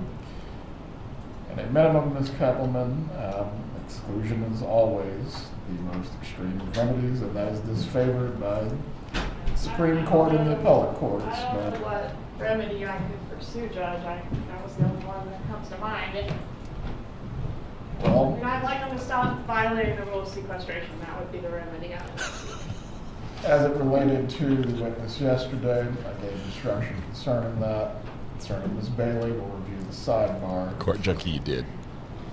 At a minimum, you may question this witness concerning whether she has in fact tailored her testimony based on being in the courtroom. She's going to say no. Judge, I'm familiar with this witness. I don't think she would do that, but as we know, the rules are in place for a reason. Oh, absolutely. Things can happen without us knowing they're happening consciously, so that's why we try to keep these witnesses isolated from each other. You can let the jurors know. I'm going to go to the court reporter's office to check the sidebar. From there, we will finish this matter and resume the testimony. All right, so break is going to be extended as the judge is doing what we did, basically, watching the replay machine, only he's going to be listening to the sidebar discussions where her testimony is brought up, where she's first mentioned as being a witness, to see if at sidebar it was discussed that she would have that exception to the sequestration rule. Judge is not happy if he does not find that. He has said, the Supreme Court frowns upon exclusion. It frowns upon the judge saying, you violated sequestration, you can't testify. That's too much, right? And the reason why it's too much is it basically punishes the defendant for the action of a third party. And you don't want to do that, because then the defendant has appeal, just stamped all over the verdict. So judge is going to go back. If they talked about it, this is a nothing burger. It would be prosecution. You don't remember? I said she could sit in the courtroom. It's fine. No issues. You can't even question her about that then. If that didn't happen, then the judge just looked to the prosecutor and said, what do you want?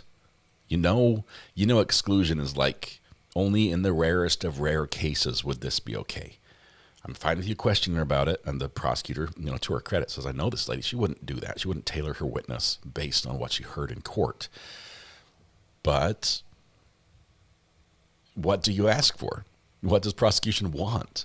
And she says, well, I want them to stop breaking the rule of sequestration. That's the remedy. I want you to just follow the rules, which they've already been admonished on. So, Katie, thank you very much for breaking that. That is amazing. They don't want a mistrial. They really don't. Defense obviously can't create their own mistrial. And prosecution has a solid case. I mean, they've presented all the evidence they have. I can't think of any evidence that the prosecution tried to bring in and wasn't able to get. There were times where it needed to lay foundation. There were times where they needed a different witness to bring something in. But they presented their case exactly the way they want to. I don't think at this point they'd be like, man, I wish I had another go at this one. I wish you could just reset. Court Junkie broke it. Congratulations, Court Junkie. That was awesome. You guys are extremely observant. I apologize, I was not watching chat. Can lawyers be sanctioned? They can. Once again, I mean, it's the lawyer's responsibility to make sure their witnesses follow the rules. So there is something they can do there. How does that help, though? I mean, I'm not sure.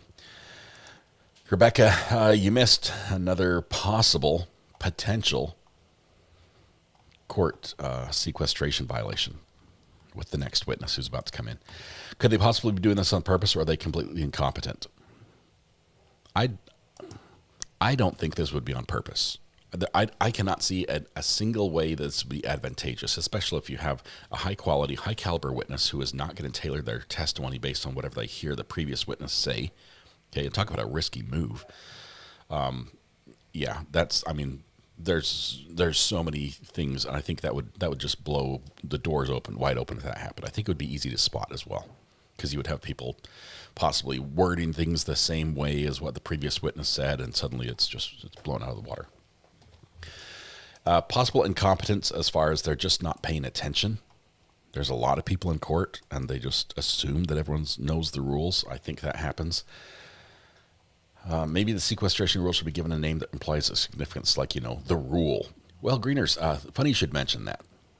I'll go ahead and forward that to all the powers that be. It is the rule. It is the one rule that is just called the rule because it is so big, it is so common, it is so well understood in American courts. It is the rule. Sometimes they don't even mention sequestration. They just say, "Would you like to invoke the rule?" And they're like, yeah, we're good with that. All right, it's done. Rule has been invoked. Michael Rogers, it's my job to help you get plenty of sleep during the day or at night whenever you listen. Glad we can help out. Oh, man. She wasn't hiding. She just stood right there. I think they should, if nothing else, the defense should be in contact with their witnesses for the day. And even if it's just last minute, it's like, all right, hey, I know you know this already because you may have testified in 50 other trials, but when you show up, text us when you get to the courthouse. Let us know when you're going to be here. You need to be waiting in this room. This is the hallway. We'll come out and get you when it's your time to testify. Something just that simple in a text message, which can almost be a copy and paste, right? Would have solved this, but twice now in just a couple days, the defense is having to talk fast and explain things in front of the judge, who is checking the receipts. Honestly, the judge says, "I need to see how bad this was." Linda Bailey was in the courtroom for most of Adam's testimony. Okay, I'm gonna go back and find where she was really quickly on the replay machine. Let's see.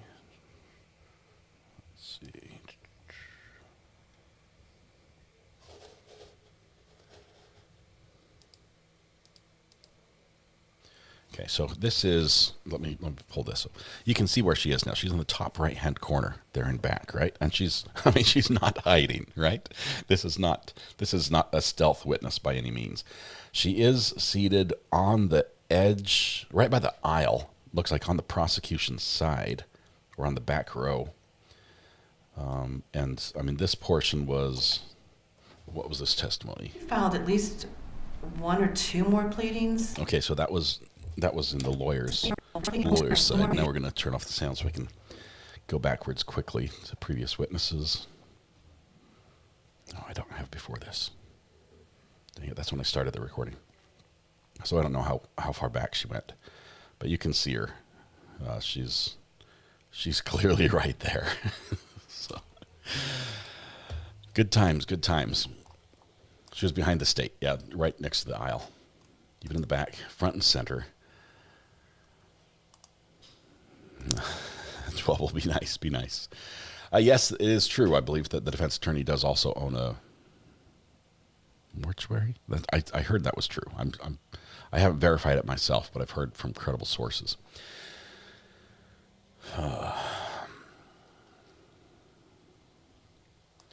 She was behind the state early. She was moving around. Yeah, it's fine. I just don't have it set up on the replay machine to go back any further. She's probably been here most of the morning. It's only 10 right now, and we started at 8:45. So they walked in together. Okay, so if defense walked in with the witness, and then they're like, "Okay, see you. You sitting back. We'll see you in a minute," and it's a sequestration violation, that would be bad. That would be maybe some sanctions against the lawyers. Should have had to come in before the witness testified, right? Because they don't allow people in during testimony. You can leave, but you can't come back in. Bryce, an expert witness can sit in the courtroom if allowed. If allowed, just because you're an expert does not mean you get you get to pass go card. The judge himself says, I need to look at this and see if we discuss that, because it would have to be approved. When you said you were going to call her as a witness, we would have to see if we said this as a sidebar. So the judge is looking at that right now, because if it wasn't discussed, it's not allowed. It's not granted. It's not just an automatic. Expert witnesses get to skip sequestration. Let's see. If the judge likes that you are watching, how can you inform him of violation? We don't. We don't. We don't do that. We don't interfere in a court case in any way. There are times we've been made aware that attorneys or members of the attorney's team have been watching the live stream, or family members of witnesses. We can't control that, but it is not our intent in any way to reach out to a court to try to influence a court. That is not what we're here to do. The reason I say that, first of all, is I'm not a lawyer, okay? I'm not here to inject my wisdom into a pending court case and try to get the outcome that I think should occur. That is not me. I think, there's some legal protections against, or legal crimes that would be committed if I tried to do that. Second of all, I am a huge advocate of transparency into a courtroom. I love that our courtrooms here in America, by and large, have access, that we're able to participate and see live, even remotely like this. Most courts you can walk in and watch, but to be able to access and have courtrooms and mics and everything like that, it is a privilege. Okay, I think it's a privilege that's right up there next to a right. Okay, I think that there's a fine line between the two, but the ability for that to be taken away is something the judge can do, and when that gets violated, especially by outside interference, judges are just going to say, it's not worth the risk to the trial. It's not worth the risk. And so I just say, do not interfere in a trial in any way. Would judge ever reach out to you to see rewind? Probably not. No, I don't think so. I've had lawyers reach out to me on cases where I was pool camera for, where they said, hey, can we get footage of XYZ? And I've given them footage because they wanted to do a legal filing based on something that occurred that was caught on camera. So yes, on that front, but no. The judge basically needs it in right now. He's like, I need the picture right now. So he would ask they're in court to show it. And I solved the occasional case inadvertently. Did I crack the case? No, that's from the burn pile case. That was not intentional anyway. Anyway, yeah, I'm a huge advocate of transparency and access for media into the courtroom, and because of that, my respect for the court is the utmost it can possibly be. It's way up there, and I wouldn't want to do anything to jeopardize that for myself or for any other media outlet. Because we are sort of in the same boat. All media is in the same boat, right? And if one bad actor in the media pool starts causing problems for court, it can affect everybody. I mean, look what happened. I mean, not to point fingers, but there was a single cameraman that was working for Court TV. I'm not sure, up in the Lori Vallow case, that zoomed in too close, and that action penalized everybody. And cameras got thrown out of the courtroom. The judge took over. We saw that happen in Brian Koberger's case. The judge is like, I'm going to be in charge of the cameras, and you get the view that I give you. So we do have to.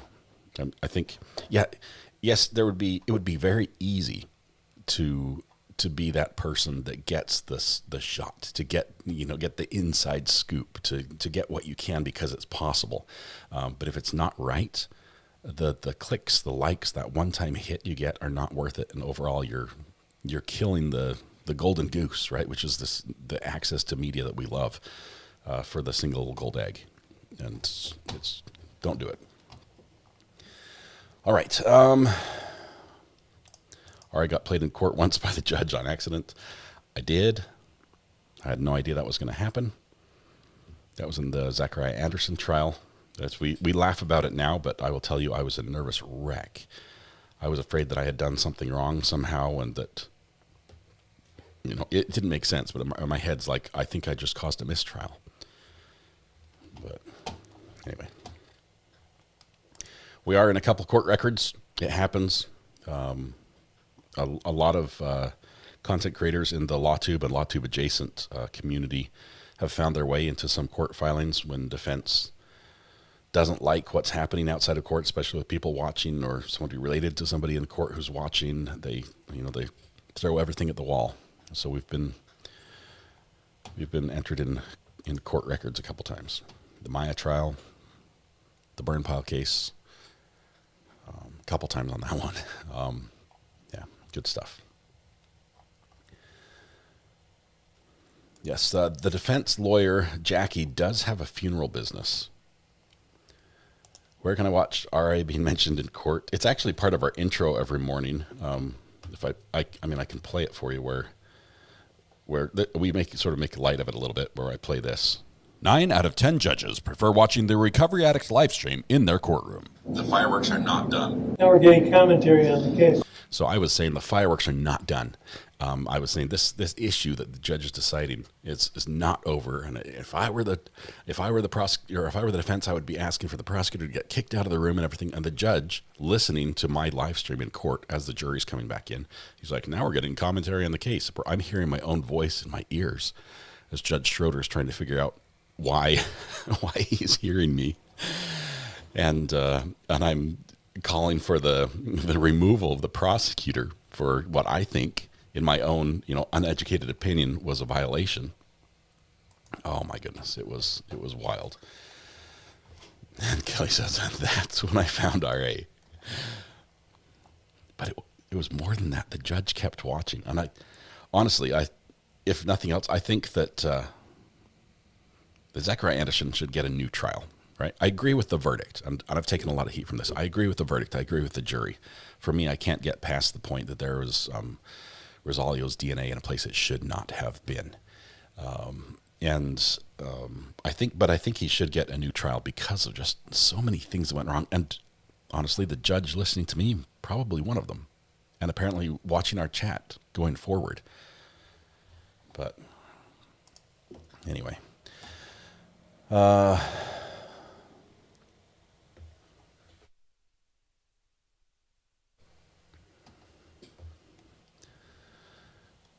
see. That was a sad trial. That had some. It was a murder trial.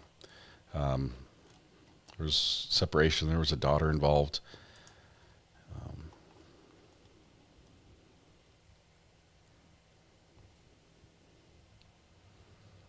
Yeah, we thought, we were laughing and thinking that the judge was still watching the live stream, and we're joking about it. And we put in chat, I think Weatherwatch put in chat, Judge, if you're listening, scratch your face or something. And there's a couple second delay, and then the judge smirks and scratches his face. I'm like, oh no. What was this morning's issue? A sequestration violation, potentially. So. Don't forget, you solved the burn pile murder. I didn't solve it, Shirley. I heard something that was said in court, and I just said, that makes sense. I can now, in my head, I'm like, now I understand why we heard what we heard before.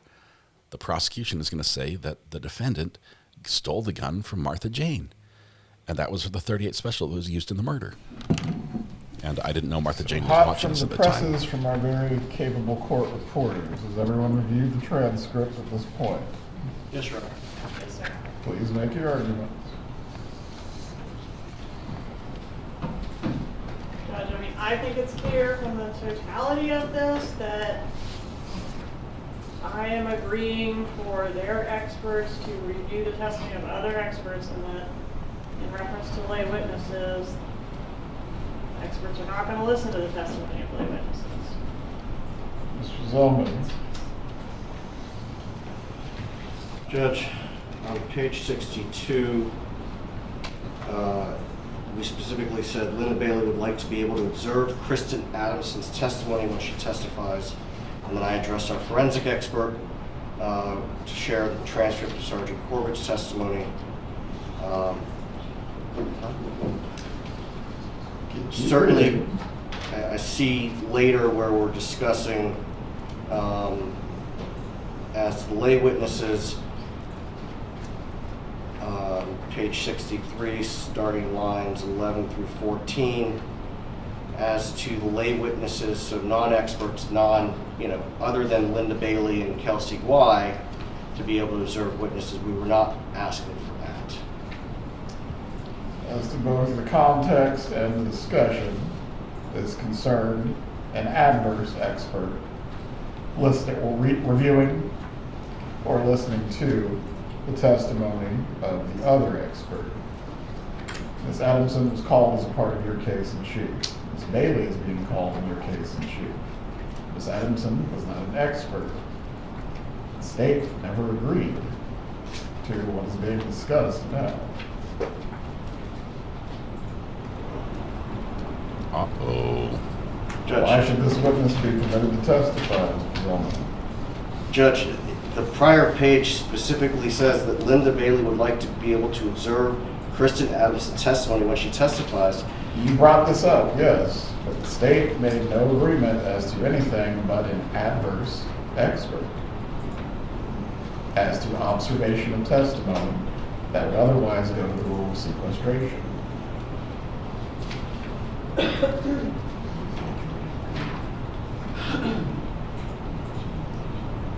Judge, with respect to the context and the statements, we were obviously asking that. It's in black and white. I know what you asked. What happened, though, is the opposite of that. As to that, what is your argument now? Your Honor, exclusion of a witness is an extreme remedy, as you recognized previously. We took the court's, this conversation to authorize Ms. Bailey to be present during Kristen Adamson's testimony. And that is what we advised the witness when we spoke with her later in the week. But for this conversation, we would not have done that. This is the second time in this trial where a defense witness has been in the courtroom inappropriately in violation of the rule of sequestration. When this was addressed at sidebar, you brought up the topic, but the state only agreed as it related to your expert reviewing an adverse expert, their expert's testimony. That has not been the case today. Why have you not been more careful with this individual or even brought up this topic to make sure we did not end up in this point in place? Judge, we thought we adequately addressed it last week during the sidebar. Ms. Kappelman, what are you asking for? I'm seeking exclusion, Your Honor. They want her out. As to exclusion, what is your argument? That this is not the first time this has occurred, that this issue was addressed at sidebar, the ruling was clear, that witnesses that our experts would be permitted to listen to, and only in that circumstance and that particular exclusion, which we're all familiar with in the rules, the other side's experts. So I'm just a little miffed that here we are. I didn't ask for any exclusion the first time this happened. She's still in the room. But you did admonish the defense. She's still back there. Not let it happen again, and now it's happened again. So, does the state get a fair trial too? Do we get a remedy? She's standing there. It's the second time that the rule's been violated. I think it's appropriate. So. As to your point of the state getting a fair trial, Ms. Kappelman, the court is bound by the rulings of the Supreme Court and the appellate courts. I don't get to make it up on the fly. Clearly, this has happened twice, but moving to exclusion, again, is the most extreme remedy. Judge, if I may. Last word. Reviewing Earhart, exclusion of the witness. Court may exclude the witness only if it finds that the testimony of the challenged witness was substantially affected by the testimony to be heard to the extent that his testimony differed from what it would have been had he not heard testimony in violation of this rule. She's here This is listening. why I believe you wanted Ms. Bailey to listen to Ms. Adamson's testimony in the first place. I'm sorry? You wanted Ms. Bailey specifically to listen to Ms. Adamson's testimony for a reason. Our expert requested it, yes. As it relates to what you just read in that passage, how the expert's or the witness's testimony somehow would have changed or been affected. I think the only way to determine that is to speak with Ms. Bailey concerning her testimony. Ms. Bailey, come to the witness stand so a proffer can be taken on this matter. After that, I will step down, briefly review what I need, and make a ruling. We're going to get another break.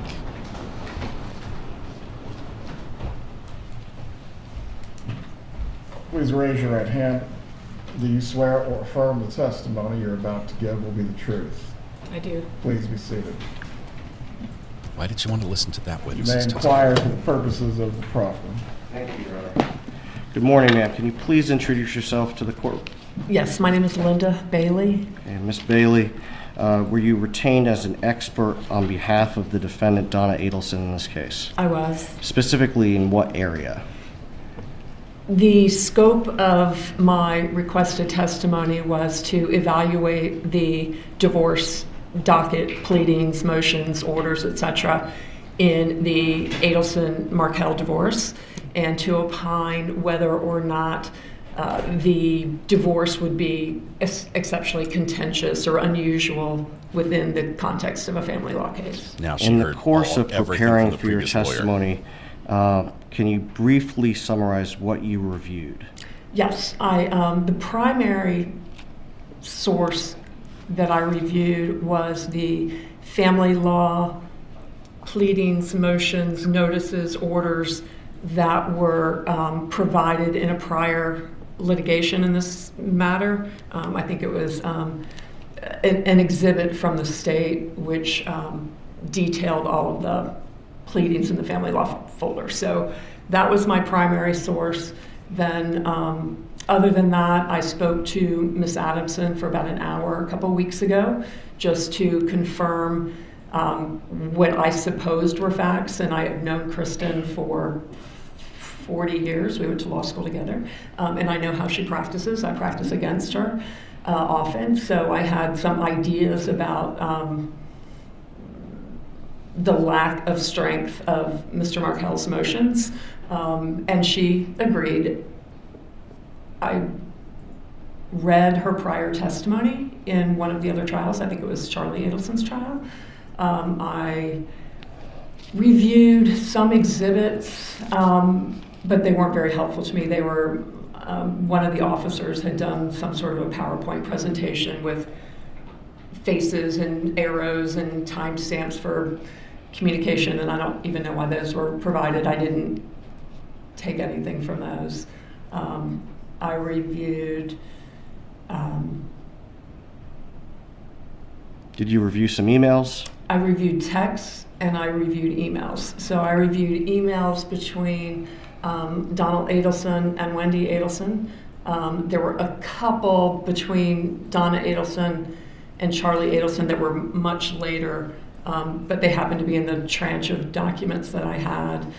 I reviewed text messages between Wendy Adelson and Dan Markel. I read some text messages between Donna Adelson and Wendy as well. And in preparing for trial in this case, did you request court authorization to sit in on the testimony of Kristen Adamson? I did. And why was that? Just to confirm that I had the facts correct. Okay. And I did. And you sat this morning through Ms. Adamson's testimony. I did. To what extent, if any, is your proposed testimony impacted or affected by the testimony you heard from Ms. Adamson?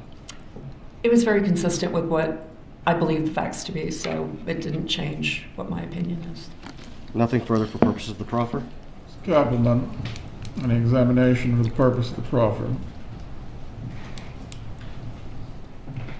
You said it was very consistent with what you knew before. Was there anything new that you learned from Ms. Adamson today that you had not learned previously in your preparations?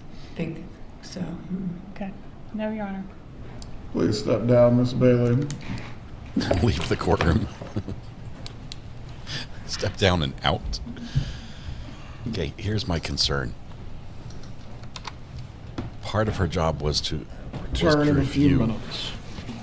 Part of her job was to review. Oh, she stays in the courtroom to review what Miss Adelson, was that the name? The lawyer, the divorce lawyer, did, and to analyze the proceedings that she was involved with. So she is literally called to be a witness to talk about that. It's strange that you call a witness to analyze your own witness, right? Does this seem a little strange? Like we're going to call one witness and now we're going to call an expert to tell us about that witness. Is that bolstering? Okay, it's like a weird little loop there. Now, if the state had called the witness and then the expert is saying, no, yeah, I listened to that. Here's why they're wrong. We saw that all day in Karen Reed. That seems a little right, but where her actual decision and her she was hired to make an analysis of this, and now she just got to hear. It's one thing for Wendy's lawyer to give a deposition and say, here's what I think. It's another thing to hear her answers, not just on direct, but on cross-examination. There are things that could come up. There are avenues that could be explored that weren't fully fleshed out in the deposition, which now you get to hear, which now she can incorporate or work her answers into, because she wants her answers to align. It will help the defense if her answers align with the testimony of Wendy's divorce lawyer.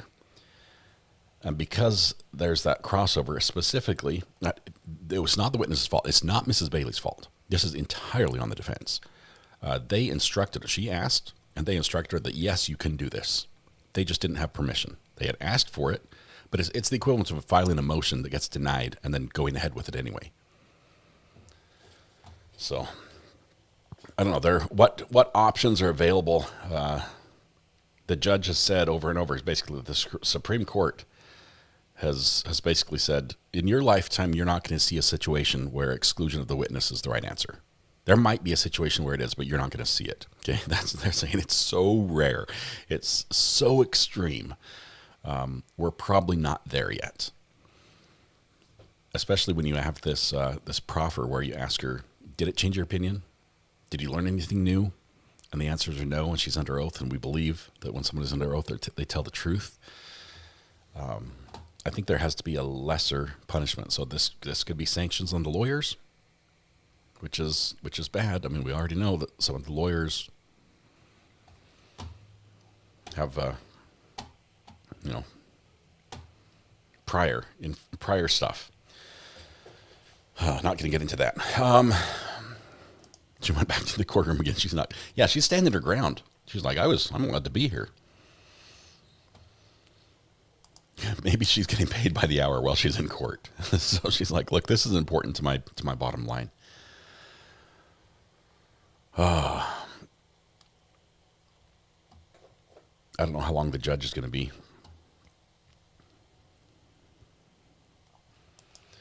So maybe Dan's lawyer thinks the divorce was contentious. This is weird. Listening to Wendy's lawyer describe it, she's like, we settled. She was a wonderful client. She never told me what to do. She always agreed with what I said. We settled out of court amicably. We didn't have to fight everything out, duke it out in court. There were a couple things that got a little tense, but mediation worked out. It was good.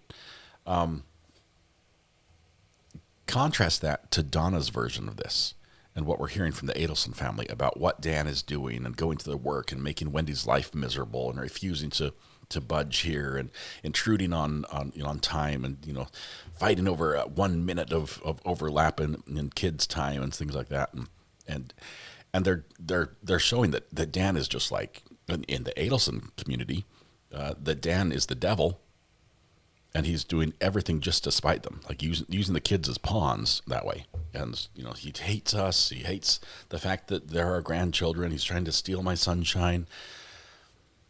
Was Wendy just like BSing Mom and playing along, placating her? Yeah, Mom. Yeah, I'll tell her. I'll give her this that you wrote. That'll be great.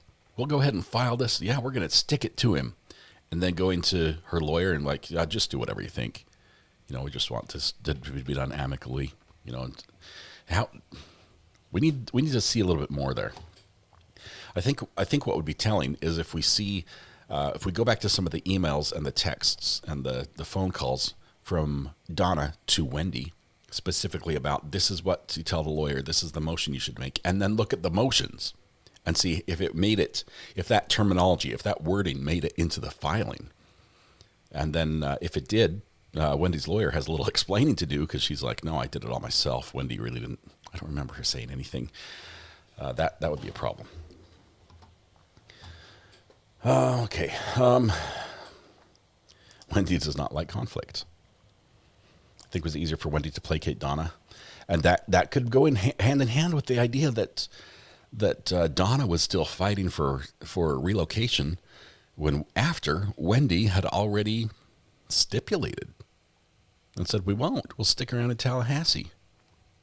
Location's decided. Wendy didn't tell Donna the relocation motion was final, and it was a no-go because she needed to continue to rile her mother up. Okay, so there's an angle with Wendy potentially being the instigator, you know, fuel the fire a little bit. We need a little more anger before the inevitable solution comes to light. Maybe defense missed the day in law school explaining the rule and was always afraid to ask someone to tell them what it meant. Can I copy off your note screeners? If the rule has no consequences, then what's the point of it? Mel, there have to be some consequences, and I think there are some, but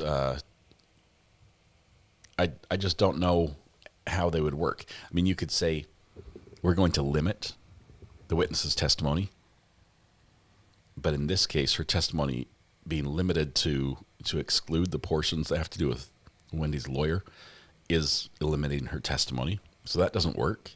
That's all she's called to testify on.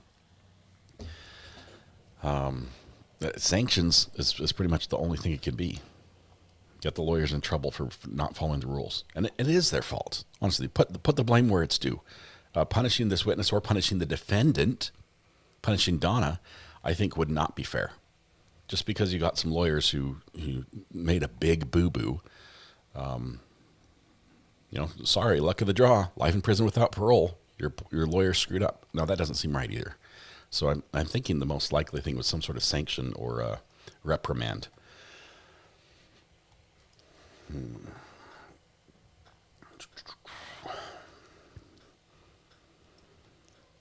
There's a pattern now. Yeah, the next time it happens, it could be something more serious. Big fine always works. Yeah, the fine, the sanction, the fine, the lawyer. You know, sorry, that's going to cost you. That's going to cost you $10,000. Payable to the bar association or whoever, or to the court, I guess. Got somebody on the phone. Let's see who it is. Call from Legally Blonde. Legally Blonde, how are you doing? Happy Wednesday. Hi, friend. Hump day. Oh, happy Wednesday. I missed the hump day call. I'm so sad. It was so short. I mean, you blink and it would have missed it. The judge had started trial. I had to do it in a break. They waited for me to come back. I must have just missed it. Yeah.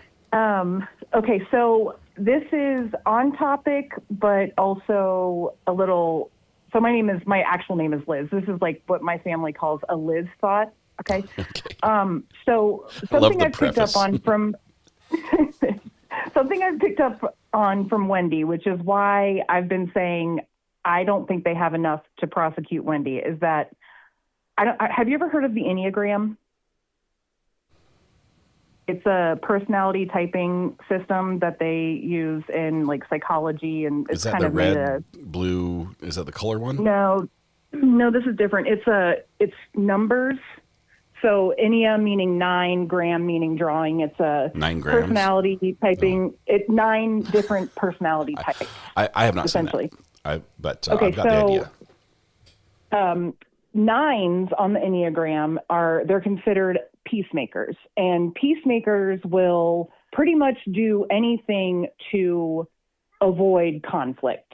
Now, a healthy 9 will address an issue when it happens to avoid future disruption inside themselves, but an unhealthy 9 will placate to what's happening directly in front of them so they can avoid conflict in the moment, basically starting a war within themselves. And Wendy seems very much like an unhealthy 9 to me. I'm not a doctor. I'm not a psychologist. I have nothing. I've just been studying the Enneagram and working it for like 10 years. So I'm not a doctor. Okay. But I think that Wendy was sending this information to Donna so Donna would get off her butt just to keep her quiet and happy. And then Wendy went ahead and did what Wendy wanted to do, or what her attorney told her to do. So if that's the case, then Wendy basically has nothing to do with this and was kept in the dark, right? I think if Wendy knew, she didn't know until it was done. That's my thought. And then she threw up on the table when she found out. And then I missed it. What'd you say? And then what? And then she threw up on the table at dinner when she found out. Is that what you're saying? Yeah. Yes. Or maybe she had a feeling, but didn't want to step in because she didn't want to create conflict. And it was easier for her to just be, she almost like Wendy kind of reminds me of like an inanimate object. What about her changing her kids' names before the divorce? And that's probably what her mom wanted. That's what I think. I think if it was going to be a big deal, and honestly, okay, so if I was speculation, I hear like EDB's chimes in my head, right? Speculation. She maybe wanted to change their last names because of the controversy around their dad's murder. But this was before he was murdered. She changed their last names before? She referred to them under her married name. She dropped the Adelson on their names. Or she switched to Adelson on the invite thing before the murder went down. Did she make the invite, or did Donna? I thought it was tied to her. I thought it was tied to Wendy. I can't remember. So, but that's just my speculation. Or maybe she did it because her mom wanted her to. Yeah. That's just my guess. I think that Wendy is a yes person. Judge is back. We need to go. Okay. Right, yep. Thanks for the call. Concerning this issue of the testimony of Linda Bailey, the court is going to find there has been a second violation of the rule of sequestration by the defendant. The matter that was discussed at sidebar brought up the issue of the witness sitting in court. However, the state made no agreement beyond an adverse expert listening to the testimony or reviewing the testimony of their expert. With no other ruling being made on the issue, Ms. Bailey should have not sat in the courtroom. The test for determining whether a court may properly exclude the testimony of a witness for violating the rule of sequestration is whether the testimony of the challenged witness was substantially affected by the testimony that the witness heard, to the extent the witness's testimony differed from what it would have been had the witness not heard the testimony. And this is citing to a Florida Supreme Court case, Steinhorst versus State, 412 Southern 2nd 332. The same test also applies to expert witnesses who violate the rule. Concerning the proffer, the witness has indicated that in preparation for her testimony, she reviewed materials provided by the state. She reviewed testimony from the same witness from prior trials, and ultimately her opinions, whatever they may be, to be offered, have not been affected. As a member of the bar, I am going to give credibility to what Mrs. Bailey has stated concerning these matters, as I have no other evidence to the contrary. Although the state has asked for exclusion of this witness, this being a second violation, it still remains inappropriate. Concerning how the jury is to be instructed at the end of the trial as to this testimony specifically, if the state is asking for instruction for how the jury is to weigh the credibility of Ms. Bailey or the previous witness who is subject to the rule of sequestration, I believe they are entitled to based on the circumstances of this matter. Does either party need to be heard further? I don't think the state wants that. As long as the instruction that the court is going to give, the state's going to specifically be asking for, ask the jury to determine whether the witness's testimony was impacted by what they observed. We can wrangle over the language at a later point. I have no objection as long as we can agree on the language. Please bring in the jurors. Ms. Bailey, please come to the witness stand.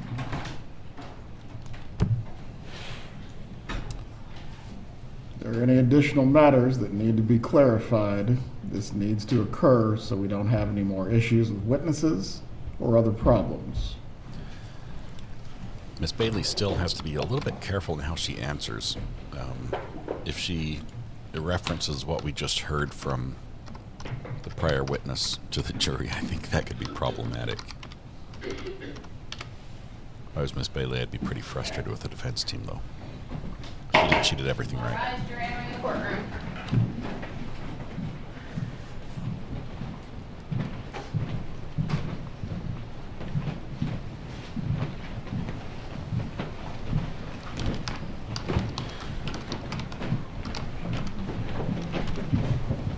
I think this ruling by the judge shows just how important it is for a defendant to get a fair trial. Seated. Ms. Bailey, please rise to be sworn. And the protections that are in place to make sure that happens. Ms. Bailey, please rise to be sworn. Do you swear or affirm the testimony you're about to give will be the truth? I do. You may take your seat. You may examine as you're ready. Thank you, Your Honor.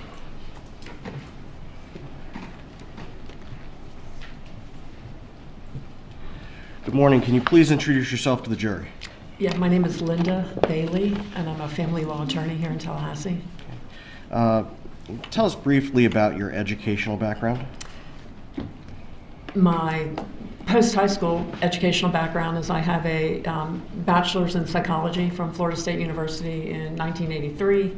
I worked for a couple of years and went back to law school in 1985 and graduated FSU Law in 1988 with honors. So math isn't my strong suit, but that's 37 years. 37 years. I went to school with Miss Adelson, so we've been practicing the same length of time. What type of law did you initially practice when you graduated? When I initially, during law school and then after I graduated, I initially practiced criminal defense law. Then I brought in slowly a family law practice. And then in 1994, about 6 years into practice, I shifted my focus to solely family law and went on my own and opened my own practice.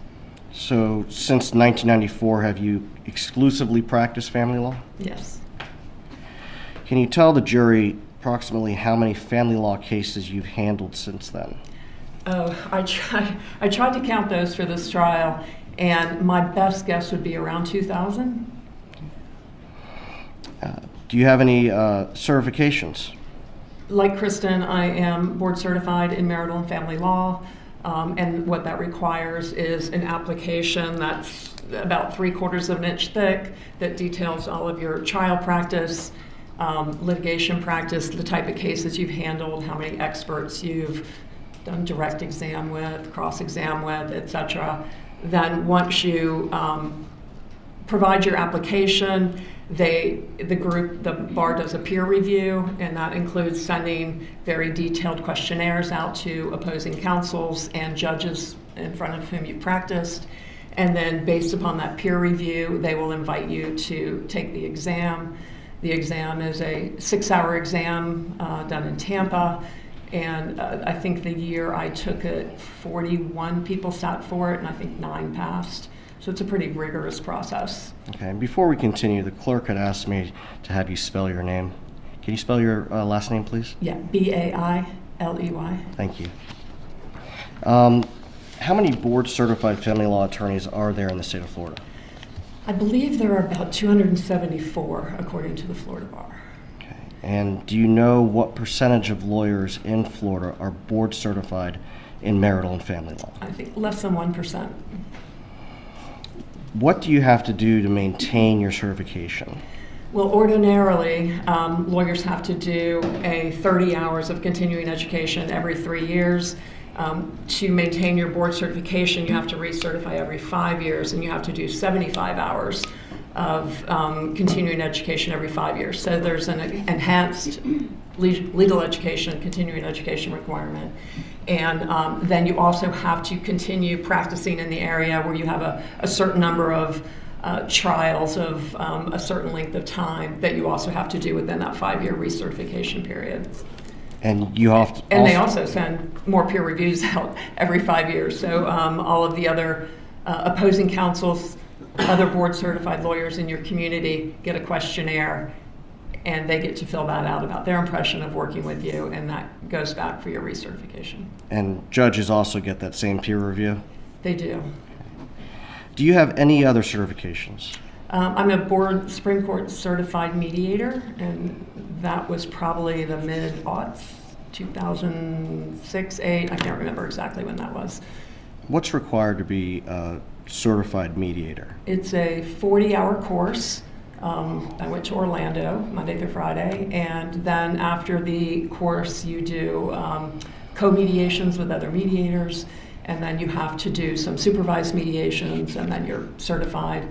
They have the same recertification period, not as enhanced as a board certification, but you do have to take enhanced continuing education that might be a little bit different than you do for either your bar license or your board certification. Have you maintained your board certification since you were first certified in 2011? Yes, I have. Have you received any other recognitions during your career? Well, U.S. News and World Report puts out a Best Lawyers in America publication annually, and I've been recognized in that publication for many years. I'm not sure how many. They've also recognized my law firm as Best Law Firm in America, and recognized me as a woman in the law to watch.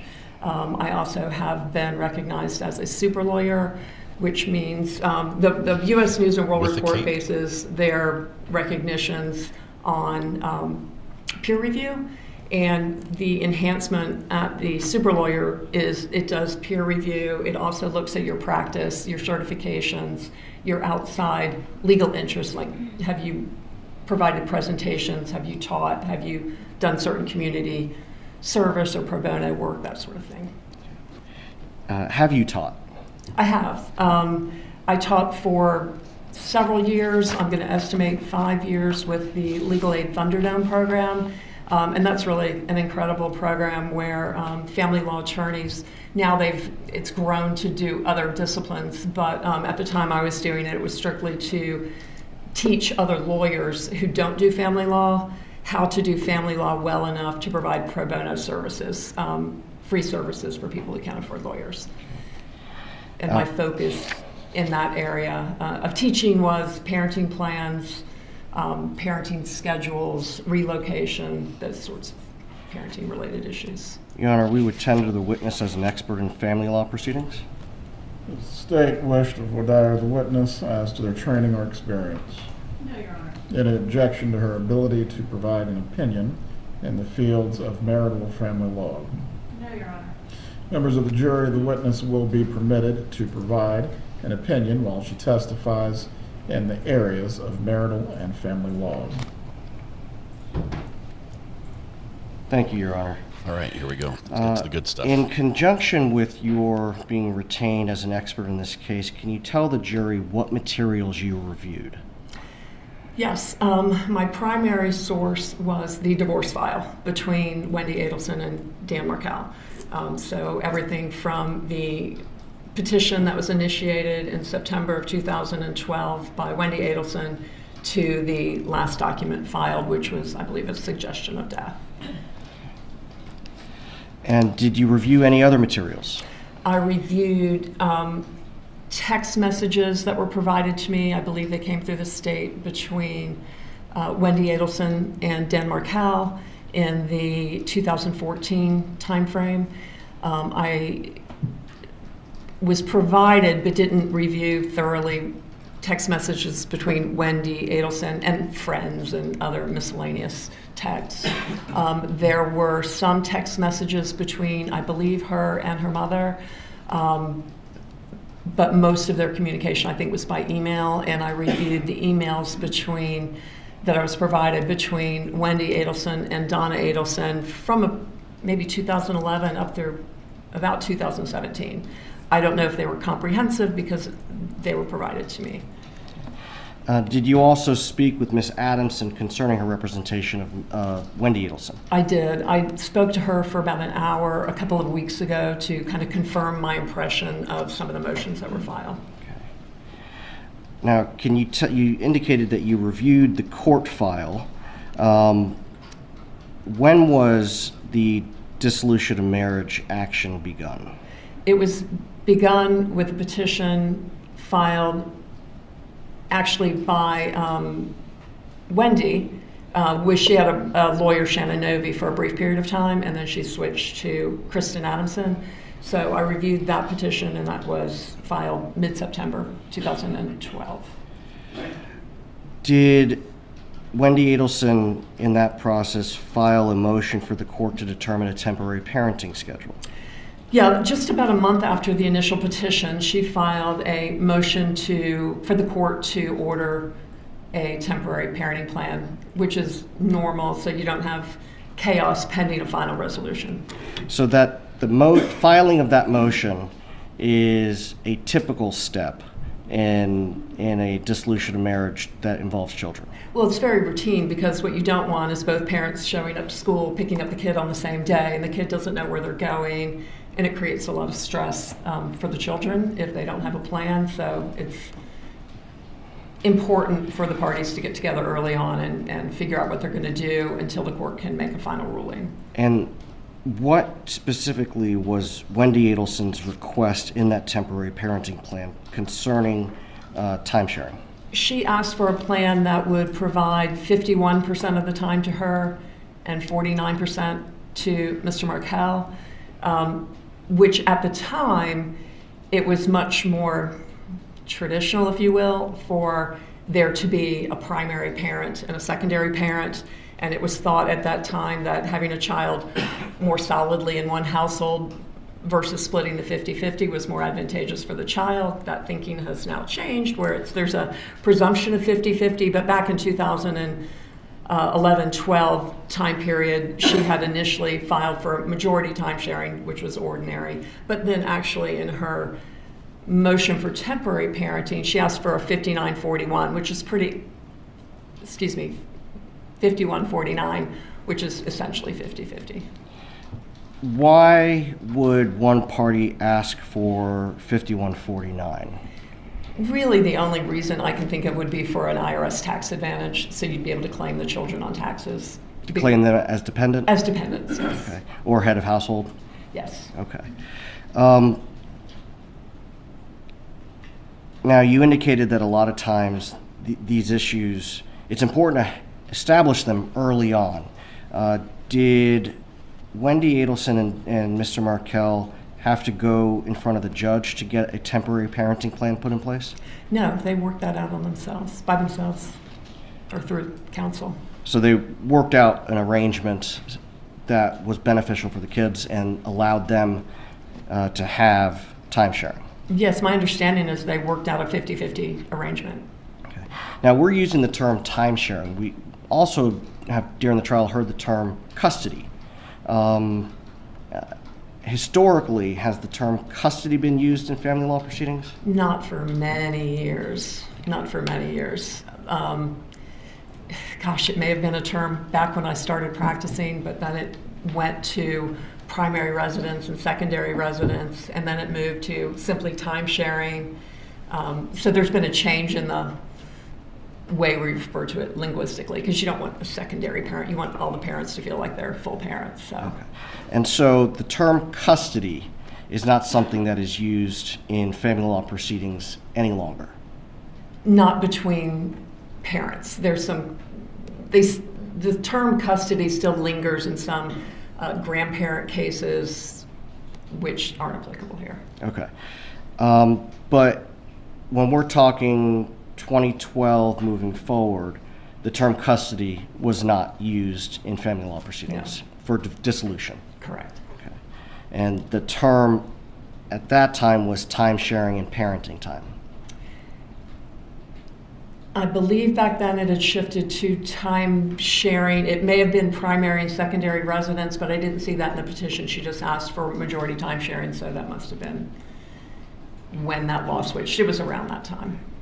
When Wendy Adelson initiated this dissolution, did the pleadings indicate that she was trying to prevent Mr. Markel from having substantial time sharing? No, I didn't see anything throughout the whole file. She tried to prevent Mr. Markel from having substantial time sharing. Can you tell the jury what is substantial time sharing? Well, substantial time sharing, again, the definition has changed. It used to be more, in this era, it was more than 40% time sharing. And now, for the purposes of child support adjustments, it's kind of been reduced to 20% or more.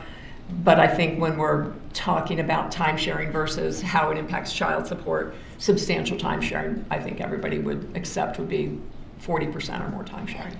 So, in other words, when Wendy initiated the dissolution against Mr. Markel, she was not trying to prevent him from having 40% or more of the overnights. I never saw anything other than the 49-51. In your review of the family law pleadings, can you tell the jury how many contested hearings took place prior to the final judgment being entered? From my review of the pleadings, one partial hearing occurred, and that was the June 21st, 2013 hearing on Mr. Markel's motion to dismiss the petition for relocation, and then he had filed a motion to enforce life as he would have liked to have seen it, and then the relocation was all within one hearing. The court adjudicated the first two issues. His motion to dismiss was denied. His motion for enforcement was denied because there was nothing to enforce. There was no court order that required the things he wanted to enforce. And then, in other words, he was asking the court to enforce something that they had agreed on but hadn't been a court order? Well, I don't even know that they had agreed on things. He had kind of a sense of the way he would like to see life, which had to do with being really intrusive at Wendy's home. He wanted to go over there often during her time sharing. He wanted to have a great deal of contact. He wanted video contact, things like that. And so, and I think there was maybe a recommendation, I could be confusing this with a later motion, where the child care owner had made a recommendation about something, and he wanted to enforce the recommendation from the owner of the child care. None of those were enforceable because they'd never been ordered by a court or even put into any sort of formal document. So that was denied. So let me understand correctly, he was asking for court authorization to be able to go over to Wendy's house? In that particular motion, I could look at my notes, but I don't remember exactly the detail. Ordinarily, when you file a motion for enforcement, you have a court order that says the other side has to do A, B, and C. And if you don't do A, B, and C, you file a motion to enforce. But you can't enforce an email communication back and forth where you said, you know, you can have them on Tuesday, and then Tuesday you change your mind. There's no court order to enforce. They just change their mind. So he was trying to enforce conversations that he had had with Wendy that had no court-ordered basis. Okay. Now, you mentioned the Mr. Markel's motion to dismiss the petition for relocation, his motion for enforcement. Was that also the same hearing where the relocation petition was heard? The same hearing. Okay. And based on your review of the file, what happened at that hearing? Based on my review of the file, the court adjudicated his motion for enforcement and denied it, adjudicated the motion to dismiss and denied it, and he was basically saying that the petition for relocation was baseless and that the court should deny it, and the court said no, it had merit, so we're not going to dismiss it. And then my understanding is before the hearing finished, Wendy essentially capitulated and said, okay, I'll agree to the denial of my relocation. And what's consequential about that is if they could have continued the hearing, finished their testimony, and appealed the order. So by her capitulating and stopping the hearing midway, she waived her right to appeal the denial of the relocation. Subsequent to the June 21st, 2013 hearing, did Wendy Adelson and Mr. Markel resolve the other issues in their dissolution of marriage? Yes, on July 31st, they signed a full marital settlement agreement that addressed all issues. So within 5 weeks of the denial of relocation, they resolved all their financial issues. Wendy waived alimony, they adjudicated child support, they put into place a parenting plan, which is kind of also new lingo. A parenting plan is kind of the overarching rules on how you make decisions, how you communicate, who's able to go to events for the children, plus the time sharing schedule, plus communication provisions, how often you can speak to the children. Sometimes, like in this case, it was very general language, maybe what school the children go to. So they resolved everything 5 weeks later. Now, the marriage settlement agreement also put in place a parenting coordinator?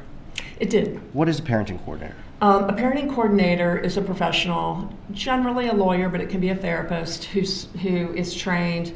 I think they do a 40-hour course too, but I'm not certain. And they have a certification. And what they're trying to do basically is teach people how to communicate, teach people how to be reasonable. There's no parenting plan that you can draft that deals with all contingencies. People are always going to come up with something, and we don't have a provision in the marital settlement agreement to deal with that. So a parenting coordinator helps people set, for example, communication guidelines. Maybe one person is calling 10 times a day, and that's overbearing and it interferes with the other parent's life in households. So a parenting coordinator may help them reach agreement on what a reasonable communication might be. Maybe it's once a day at 7 o'clock. Maybe it's every other day. Maybe it's 2 times by video and 4 times by telephone or something like that. So they help them work out the details and just keep the conflict low. Now, can a parenting coordinator put in place provisions in parenting plan that are not already included in the marriage settlement agreement? No, the parenting coordinator's role is to help the parties have a civil discussion and come up with a reasonable resolution. But if there's no reasonable resolution that they accept from the parenting coordinator, then they can go to the court and ask for a remedy in certain circumstances. In certain circumstances? Yeah, for example, the parenting coordinator is not permitted to add provisions that are not in the marital settlement agreement.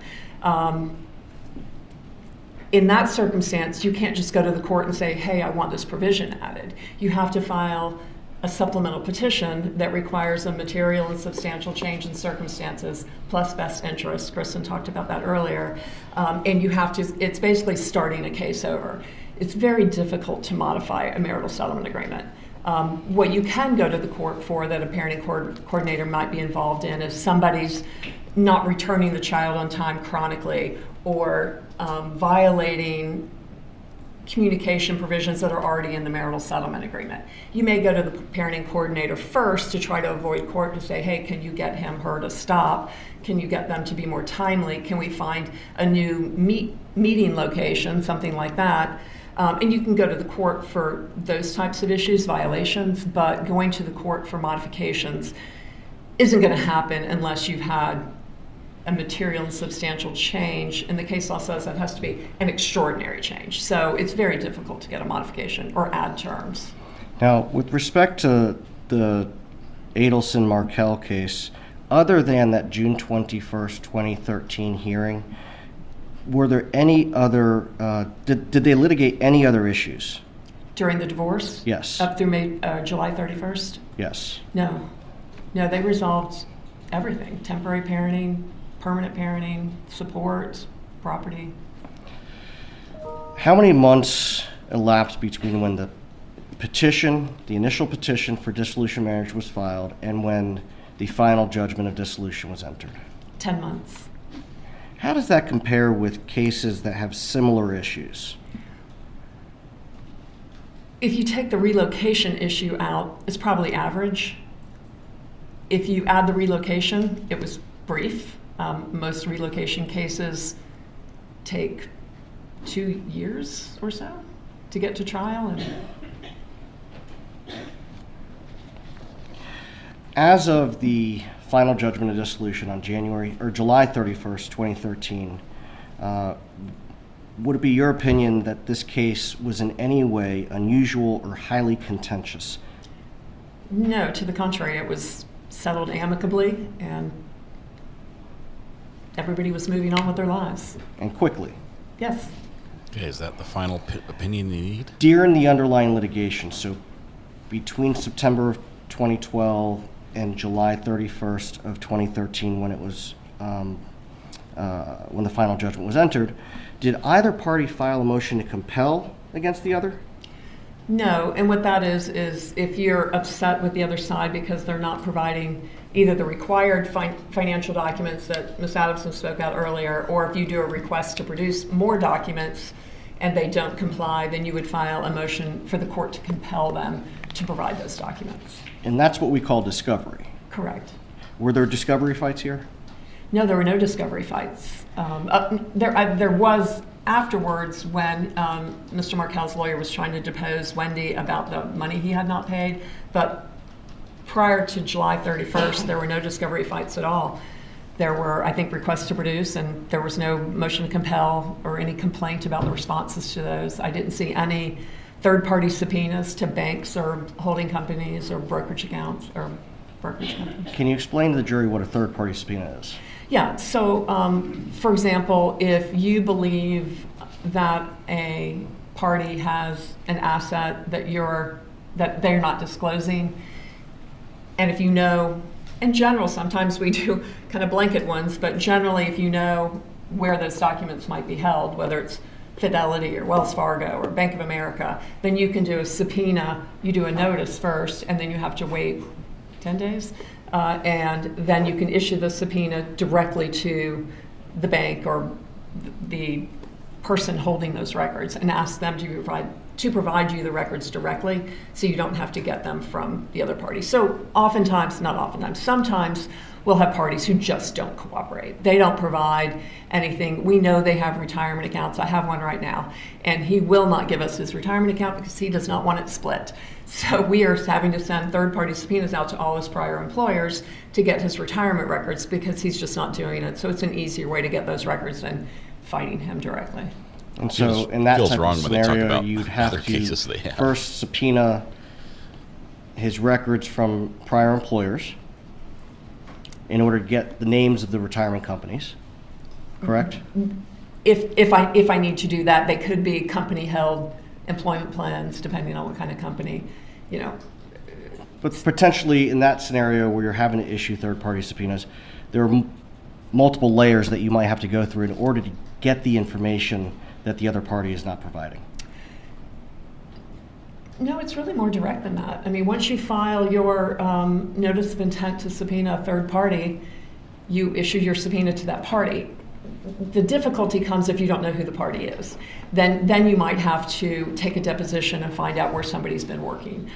Generally, your client knows where their spouse worked, so you have that information in that example. But there could be, like we have a case right now where there's like 140-something real estate properties all over the country. That makes it more difficult, obviously. So we're having to go into databases all over the country in different states to look for people and then find out who the management company is and then third-party subpoena the management company. But that's an outlier. Needless to say, you didn't have to do any of that, or none of that had to be done for Wendy Adelson's divorce. None of that happened. What about non-party depositions? What I saw was there was one non-party deposition from Dr. Phelps, who was the owner of Creative Preschool where the children went. And essentially, I did review that deposition, and it essentially said the kids were doing great. And then there was a deposition of someone who worked at the law school. Okay. And aside from those two, I believe Wendy, was she deposed? I don't recall seeing that Wendy or Mr. Markel were deposed. Okay. Now, you testified earlier that you reviewed emails between my client and her daughter. I did. Okay. Did you find anything unusual about my client, Donna Adelson's involvement in her daughter's divorce? No. We have parental involvement, as Ms. Adamson said, often. Sometimes it's employer involvement. Maybe they're very attached to their employer and they want to nurture them. Or we'll get siblings who are lawyers involved. So family involvement, and especially moms, I see a lot. A lot of mothers? A lot of mothers. They're worried about their babies no matter how old they are. Now, in the emails that you reviewed, did you see my client's use of the nickname Gibbers to refer to Mr. Markel? I did. Did you find that especially provocative? No. I mean, gibbers means someone who speaks gibberish. And if you look at Mr. Markel's motions and memorandums and responses he filed in this case, it was somewhat applicable. He was very verbose. If you looked at his writings as a complete layperson, they may at first glance seem somewhat intimidating, but when you broke them down paragraph by paragraph, they were inconsistent. They didn't make sense. They referred to, in multiple situations, he was seeking enforcement of things that were not court ordered, even afterwards in the February 2014 timeframe. So he was very wordy. He would file a 16-page response, and then he'd file a 16-page memorandum that said the same thing, and then he'd file a motion related to that said the same thing. So he was, a lot of his, the things that he filed, papers that he filed, which were signed by his lawyer, but they were consistent throughout all the lawyers, so it appeared that he was drafting them, were very, very wordy and full of hyperbole. In that same vein, the lawyers that represented him, have you litigated opposite them in the past? I have. The pleadings that they signed on Mr. Markel's behalf, are those consistent with the pleadings that you've seen them author in the past? No, it appeared to me that Mr. Markel was drafting these pleadings because they just weren't drafted in a way you would draft them, and they didn't, again, make sense. They were internally inconsistent. For example, moving up to the February timeframe, he was complaining about fraud by Wendy Adelson and not disclosing accounts as if that impacted the settlement. But then he said, very shortly or in the same near paragraph that he knew she had these accounts because he managed one of them, and he knew about the other account as well. So all he had to do was do third-party subpoenas to Schwab. He knew a Schwab account existed. That was easy. And so you can't say fraud, I made a decision without knowing, and then in the next paragraph said, but I knew these accounts existed, that's why I know she's committing fraud. Okay. So in reviewing those particular motions, the one that he filed February of 2014, what was your opinion about the strength of that being granted? Well,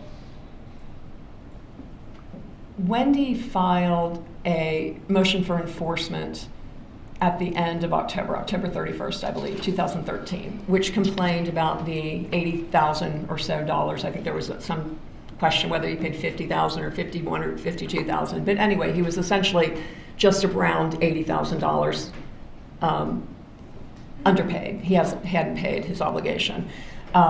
So she filed a motion at the end of October. Then there was no response, nothing. His lawyer withdrew. There was nothing in November. There was nothing in December. Then January 31st, so 3 months later, he filed a response that basically said, he didn't deny not paying, but he said her bad behavior, her unclean hands, give me a valid excuse for not paying her, essentially is what he said.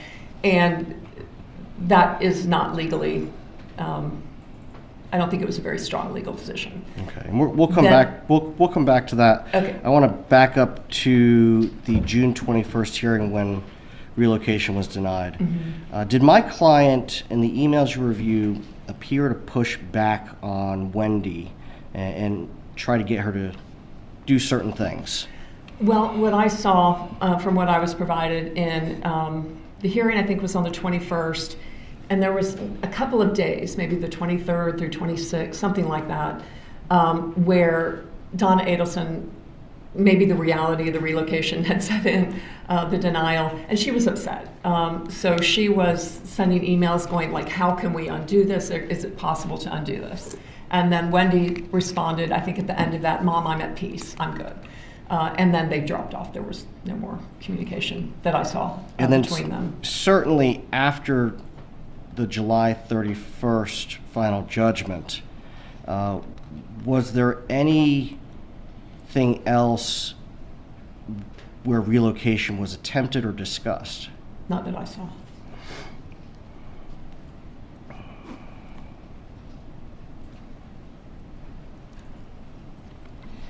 Now, when you are representing clients, how do you handle the involvement of their parents or loved ones in your client's divorce? Very if carefully. I know that they're very involved, I'll ask to meet with them and bring them in, because what I don't want is our third parties interfering with my advice, frankly. So if they misunderstand the law or they're giving advice to my client contrary to my advice, then I want to talk to them. I want to hear their point of view, and I want to give them my point of view. And I find it's easier for my client to have everybody around them on the same page. So I just want to educate them. If it's a mediation and I feel like they're involved, I'll ask the other side if I can bring the mother or the brother, whatever, whoever it is, into the mediation, because if they're in the mediation process, then they see how it changes over the course of the day, because other facts might come in, other considerations might come in, because mediation is not just an opportunity to reach a resolution. You learn a lot of information out of mediation. So it's always helpful to have, if there's a family member who's very involved, it's helpful to have them there so they learn as you learn, and they understand how you reached an agreement, and then the litigant, the party, doesn't go home and have to explain what happened. Do you have situations where clients, family members, or friends are offering advice and it's passed on to you?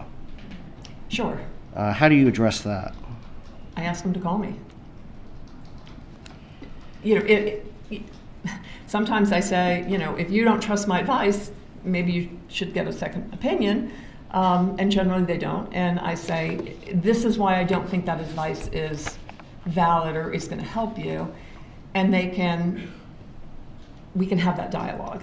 And if they're really strong about it, then I'll definitely ask to say, let me speak to your boss, your brother, your mother, so we can kind of talk through this, because I need them to understand my position, and maybe theirs will change. Now, you were provided with a number of emails that Wendy was sent by her mother. Did you see evidence that Wendy shared those with Kristen Adelson? I saw no evidence that Wendy shared them. Okay. And did you speak with Ms. Adelson about that? Yes. Okay. Did she receive any of the input from Donna Adelson?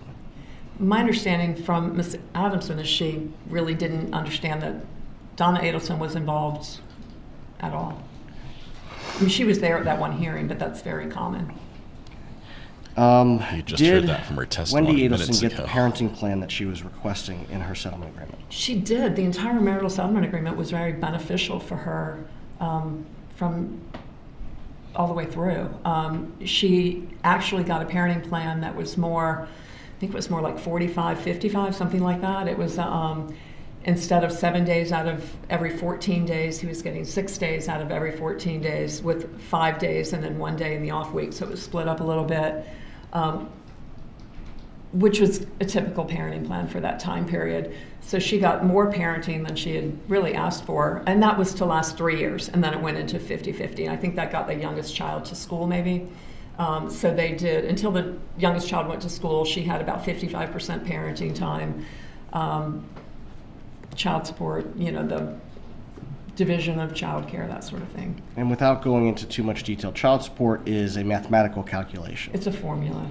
And it's based on a number of factors: income, child care, insurance, health insurance, and parenting time. Exactly. And then Mr. Markel had asked for sole decision making, for example, because he was upset if the children didn't eat kosher or whatever his complaints were. So he wanted sole decision making, which is extremely difficult to do. The only time a parent gets sole decision making is if the other parent is just incapable of making decisions, like drug addicted or seriously mentally ill, something like that. So that was really also telling that he was drafting that, because I don't know that either of the lawyers that filed on his behalf would have asked for sole decision making. That's just rarely granted. And so she got shared parental responsibility. He didn't get any superior decision making that he requested.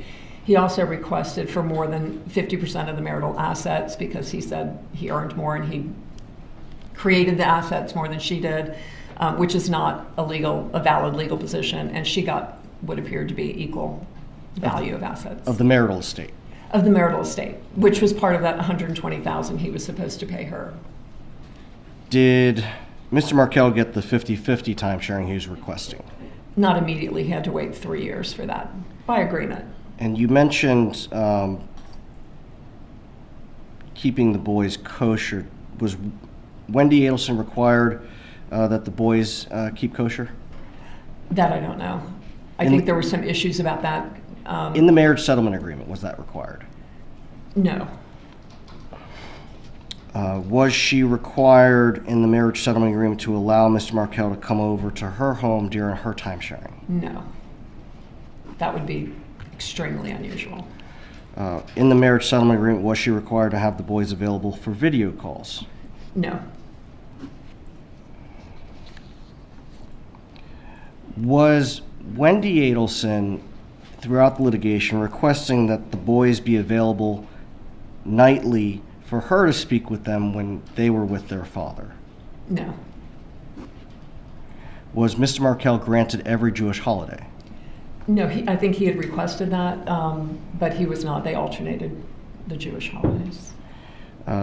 Was Wendy Adelson required to continue counseling with Mr. Markel and follow the advice of those counselors? No, and that would be an improper order. The court can't delegate decision-making to a third party like a therapist. The court can't say you need to go to your therapist and follow their advice. Was Wendy Adelson required, pursuant to the settlement agreement, to equally split time on each of her children's birthday with Mr. Markel? No, there was a general provision that each parent would get some time on birthdays, but there was no requirement that it be equal. And I really try to dissuade my clients from putting birthdays into agreements, because kids don't want to see their parents fight every birthday. Yeah. Good call. Were either parties prevented from allowing the children to see anyone else unsupervised in the marriage settlement agreement? No. I mean, the general premise was shared parental responsibility, which is what they have, meaning they have equal rights to get information, make decisions. The whole crux of that is you trust the other parent to make decisions that are healthy for your kids. Now, pursuant to the marriage settlement agreement, was Mr. Markel ordered to pay both Wendy a lump sum and Kristen Adamson a lump sum? Yes, he was ordered to pay $120,000 directly to Wendy Adelson and $10,000 towards attorney's fees to Kristen Adamson. In what types of cases is one party ordered to pay or agree to pay part of the other party's attorney's fees? When there's a disparity between assets and income, so it can be assets or income or assets and income. I think in this situation, Mr. Markel's income was twice or so Wendy's, and his assets, from what I understand, including the non-marital assets, were more substantial than Ms. Adelson's. In your opinion, was the marriage settlement agreement that was incorporated into the final judgment favorable to Wendy Adelson? Yeah. Yes. Now, later... But it's very fair. It was measured. I say that favorable only because he was asking for things that would have made it unfavorable and that were unusual requests. And at the end of the day, he gave up on those, and they got a very typical marital settlement agreement. So from September of 2012 until the final judgment, July of 2013, as far as the litigation is concerned, it was not very contentious. Not at all. Now, after July 31st of 2013, did either side file any enforcement actions? Just the 3 months later, the payments for Mr. Markel were due within 60 days, so that would have had them due at the end of September. And so, taking Kristen Adamson at face value that she tried to work this out during the month of October, on October 31st, she filed a motion for enforcement of the 100, what's left of the 120, 70-ish, plus the 10 for fees. Okay. So Mr. Markel had 60 days to pay those amounts. Correct. And Ms. Adamson waited until 90 days after the agreement was entered, the judgment was rendered, and 30 days after the deadline, she Correct. waited to file. She did. That was the convention center calling. We're just fixing an audio issue with And even overhead that was a speakers. pretty ordinary motion. It didn't ask for any drastic sanctions. It didn't ask for jail time, anything like that, which couldn't have been ordered. It would have just, she's looking for a judgment that she can execute on. So you have to get a formal civil judgment from the court, and then you can execute on that by attaching other assets or garnishing wages, that sort of thing. I've had the court open up and get retirement assets and kind of claw them back from the marital estate to make the person whole who doesn't get paid. Okay. Now, in reviewing the emails between my client and her daughter after the relocation hearing, did you see any correspondence trying to encourage my client, I guess it was after July 31st, to encourage Wendy to do anything about relocation? Not that I recall.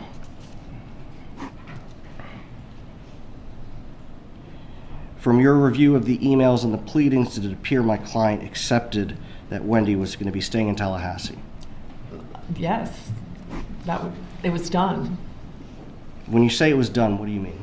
I mean, Wendy waived her right to appeal that by agreeing that the relocation be dismissed. So, now, prior to final judgment being entered, would Wendy have been able to attempt negotiating with Mr. Markel to try to get relocation even though the judge denied it?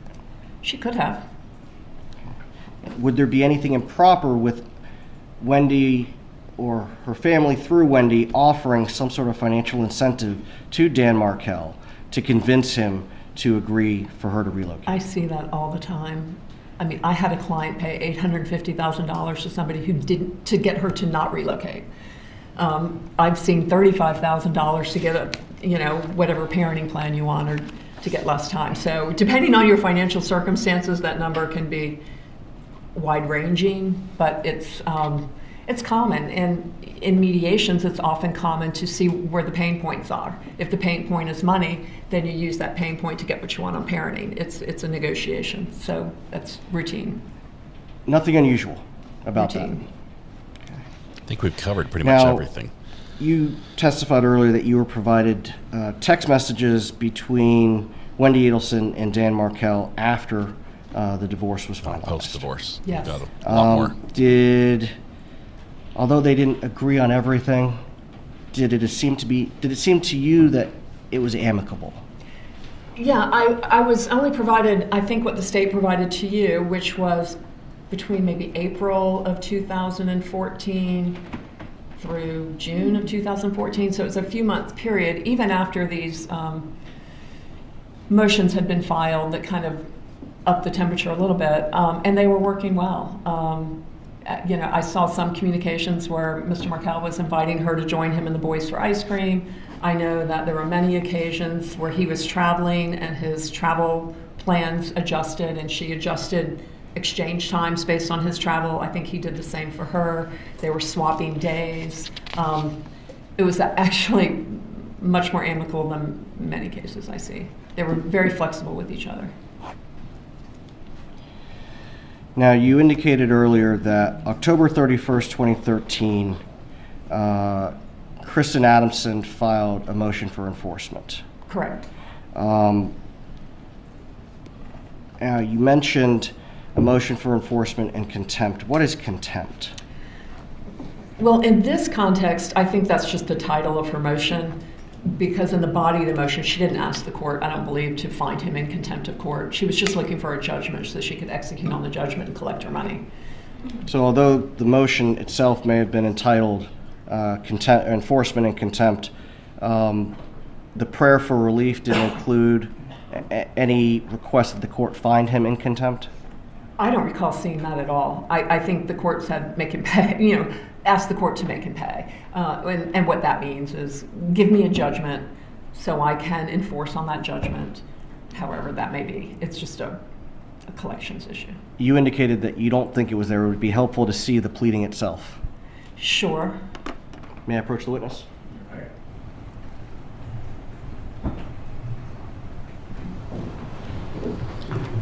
This is interesting. I don't see how Donna's getting mileage out of this, though. Demonstrative A, specifically page 338. Especially considering the emails that Donna wrote. And so Donna's view of the divorce was much more contentious than the lawyer's view of the divorce. Now, the lawyers see more of them, so I guess they have different comparison, but... Is that the October 31st, 2013 motion that Ms. Adelson filed? It is. Okay. And the body of the motion, does it seek anything concerning contempt? No, it doesn't. In the body, which does not control the ask of the court, which is called a wherefore clause, and under the wherefore clause is where you say what you want the court to do. Above the wherefore clause, it mentions it. It sets out the facts. He was required to do this. It was due by here. Here's what he's done. Here's what he owes. She's incurred attorney's fees. And then she says attorney's fees pursuant to this agreement are a form of support. The former husband should be required to show cause why he should not be held in contempt for failing to pay a form of support. So that's accurate in the sense that the money owed to Wendy is not enforceable by contempt. The $10,000 fees can be enforceable by contempt. So she says that above the line, but then the wherefore, what she asked the court to do is enforce the marital settlement agreement, require him to immediately transfer to the former wife the remaining amount due to her pursuant to the marital settlement agreement, together with statutory interest on the same, order him to immediately pay the wife's attorney's fees of $10,000, and award her attorney's fees for this action. So all she's asking, she's not asking the court to hold him in contempt here, she's just asking the court to order him to pay it immediately. And the sanction for him would be he'd be required to pay the attorney's fees to Kristen for having to file this motion, and he'd be required to pay statutory interest on the unpaid amounts from the date it was due until the date it's paid. So that's his full exposure.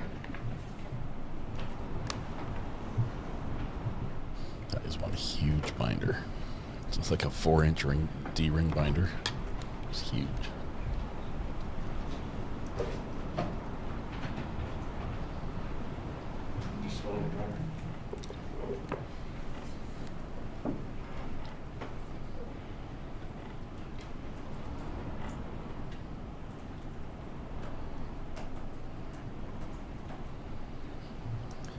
No cross till after lunch, but we might know then as well if Donna's going to testify. In the scheme of this dissolution and the circumstances of this case, was the amount of money that Miss Adelson was seeking through this enforcement motion an enormous amount?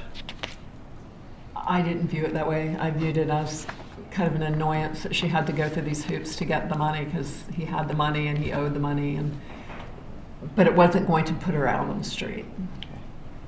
Did you believe, is your opinion, that that motion for enforcement that was filed on October 31st, 2013 had merit? Absolutely. And what were the possible repercussions to Mr. Markel?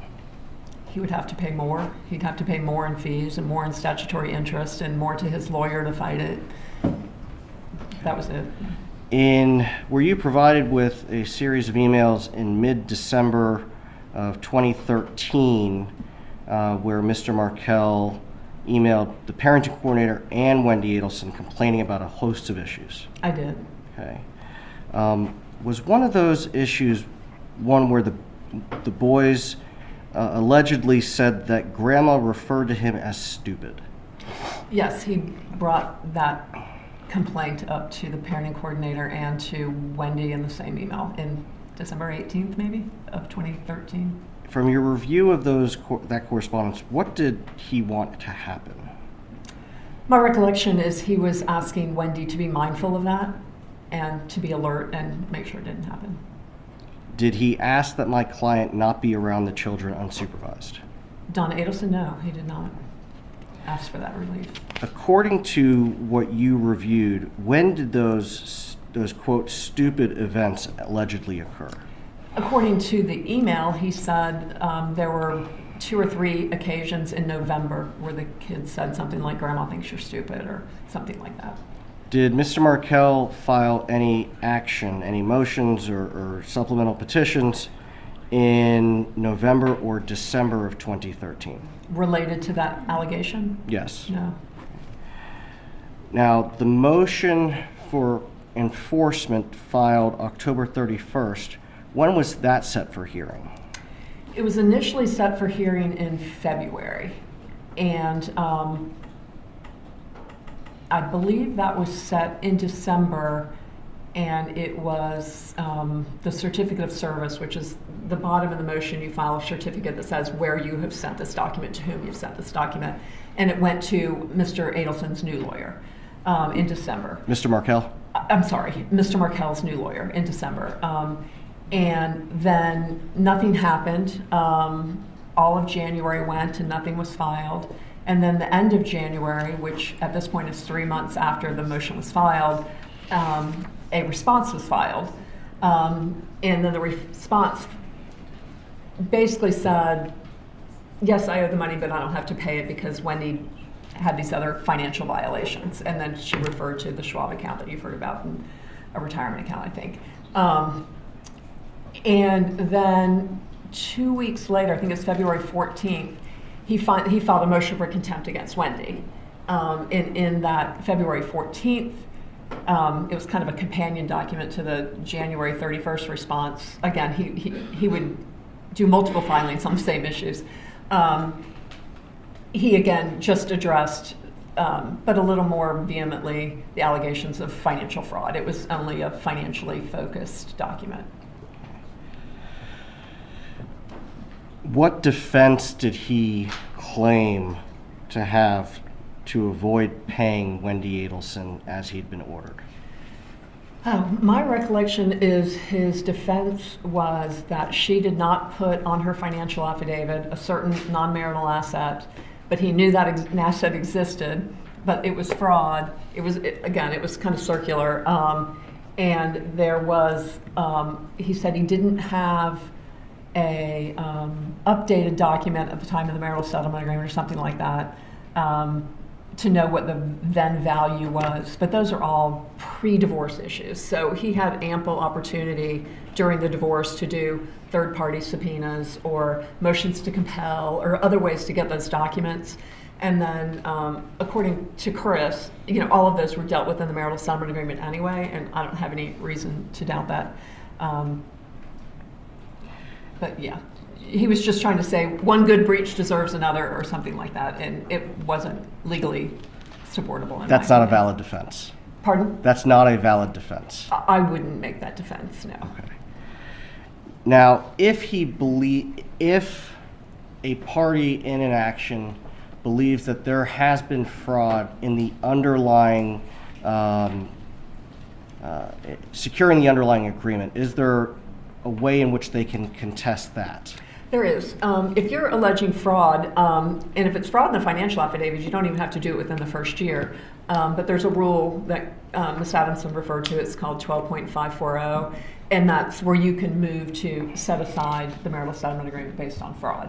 So if you find out later that they had won the lottery before you and didn't disclose, or that they had some stash of gold bars somewhere or whatever, you can come back in and say they didn't disclose that. But it has to be material. And so the case law is pretty clear that the fraud has to be an actual fraud that impacted the agreement. For example, I think there's one case that talks about maybe there was a minor $3,000 to $5,000 tiny IRA or something like that was never disclosed. They just had forgotten about it. It was very small in relation to the rest of the assets. And the court said that didn't really impact anything, that we're not going to set aside an agreement based upon that. In other words, it's a high hurdle to overcome. And it had to have impacted you. Okay. In this instance, it was clear from Mr. Markel's own motions, he knew about these assets. So I think his fraud allegation was completely baseless. Now, in some of his emails and filings, he was asking for 100% time sharing, more restrictions, more access to the kids. Did he ever present a proper pleading to the court to try to get those things? No. What happened was he did the January 31st response, and then he did the motion against Wendy on the financial issues February 14th. And then towards the very end of March 26th, after Kristen had filed a motion to dismiss his fraud motion as being a sham pleading, essentially, I guess he kind of ramped it up a little bit. So he filed a motion complaining about parenting. And it had maybe 10 different points. It was very long. Each point was maybe a page long of different paragraphs. And in that motion, almost all of the related violations were not violations at all. There were no court orders requiring her to do what he wanted her to do. So he wanted a certain number of video calls, and she didn't give him enough video calls. Well, video calls weren't required. He asked for a certain number of phone calls, and a number of phone calls wasn't required. He was asking for, there was some right of first refusal. He didn't like that when Wendy's parents would come to town, that she would maybe go have dinner with friends and let them spend time with the kids. Or she would let them stay home from school so her parents could spend time with them, and they were little babies. And he didn't like that because he wanted to be able to go to the childcare during her parenting time so he could see them every day. And I think the childcare person had asked him probably not to do that, but he wanted to do that. And he wanted her to go to like a therapist and follow the therapist's advice on basically doing what he wanted her to do. So it was a lot of noise trying to enforce something that wasn't a provision to enforce. There was no underlying court order to enforce. And is that the pleading that Ms. Adelson filed a motion to dismiss about? That may have been, I was thinking she filed it against the February 14th, but I could look at my notes and clarify if you'd like me. If it would be helpful. It would be helpful. So we're seeing that the divorce was not contentious, according to the lawyers who know these things. Pretty typical. Yes. But Donna thought it was, and Wendy seemed yes, to it looks lead like Donna on to believe April it was. 11th. Nope, that's his response. Let's see. Are we throwing Wendy under the bus, saying she was trying to rile up Donna? Yes, it was doesn't before let the. Donna off the It hook. was based. My recollection was correct. She filed a motion to dismiss on March 10th. To dismiss the motion regarding the fraud that he alleged on February 14th. And then I think as a response to that motion to dismiss, then he kind of amped it up with this motion to enforce that dealt with the parenting issues. And the motion to enforce that dealt with the parenting issues, is that the March 26, 2014 Exactly. motion? Correct. And then that was all set for hearing for May 15th. Okay. The problem is Donna's got these emails that just don't match this testimony. You know, he's not The beat us complaints yet. that he raised in the March 26, 2014 motion, you indicated there were things that he was asking for that hadn't been ordered. And are you referring back to the marriage settlement agreement? There were conditions that he wanted that weren't actually in there? Right. He was trying to enforce his view of what this post-divorce parenting should look like. But there was no court order that required her to make the children available to him during her parenting time. I think one of the complaints was he wanted one-on-one time with the kids, and she should be ordered to let him take the kids during her parenting time one-on-one. There was a couple of different provisions about communication. I think like the 8th point he made well into this very long motion was he brought up the stupid allegation from November, and this was the end of March. So I didn't see anything in his allegations that had any recent problems with him being disparaged or by anybody calling him any names. So he mentioned that. I think it was his 8th of 10 points in that motion. Was it in that pleading that he was asking for sole decision-making authority? Yeah, I believe it was. Would there have been a basis for the court to grant that? No. No, he would have had to go through that supplemental petition that we talked about earlier, where he would have had to show material and substantial change in circumstances and that it was in the best interest, and there's no indication he would have been successful there. And he didn't plead it correctly anyway. We've gone for an hour with here. respect to the complaint about my client allegedly saying that she hated Dan Markel or she called him stupid. Now we're tying it in. Was that allegation a feature of his motion? No, it was buried, like I said, 8 points down, 8, 10, 12 pages down. Just a few paragraphs of his motion?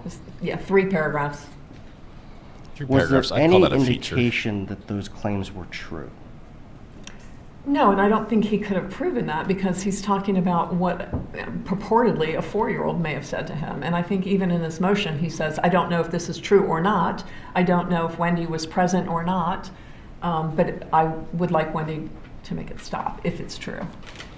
Did this motion, the March 26, 2014 motion, that the state has called the grandmother motion, did that request that my client not be permitted time with the children? No. Did Mr. Markel request that my client's time with the children be restricted? The only thing he requested, and he had the first right of refusal, maybe 0.4 or 5, and then he kind of tied in this grandparent thing on 0.8. But what he appeared to be upset about mainly was when she came to visit and they kept the children home from school, that he couldn't go visit the children at school, so he didn't want her having unsupervised time as it related to the first right of refusal. He wanted the kids to go to school and not be left alone with the grandmother because he wanted to see them. The same thing with the evenings. If she went out to dinner because her mom was in town and it gave her a chance to run out and see a friend or something, he wanted Wendy to have to call him so he could watch the kids even though mom's there to watch them, which that's not the purpose of a first right of refusal. I was just about to ask that. What is the purpose of that? Well, the purpose is if a parent is unavailable and can't provide care for a child, then you offer the other parent the first right to take care of the child. It's not if, my rule, or what I tell my clients is, if you can't make it to the hospital, if you can't meet the ambulance at the hospital, it's a first right of refusal. You need to have a parent available who can take care of any emergency. It's not to prevent the kids from having sleepovers or spending nights with grandma or anything like that. That's a normal part of a kid's upbringing, and so you don't want them to never be able to spend the night with grandma or never be able to go to a friend's house because they happen to be in a divorced family. Those are just decisions each parent makes within their own household. So a first right of refusal typically is triggered when the other parent is unavailable, out of town, that sort of thing. Okay. Now, have you ever seen a scenario where a court prohibited a grandparent from having unsupervised time with their grandchild? Only in one occasion I can think of, and he was a convicted child molester. What is your opinion about the persuasiveness of the March 26, 2014 motion that Mr. Markel filed? I think it would have been similar to what Ms. Adelson described the judge saying in the middle of the relocation hearing, which is, don't file things like this.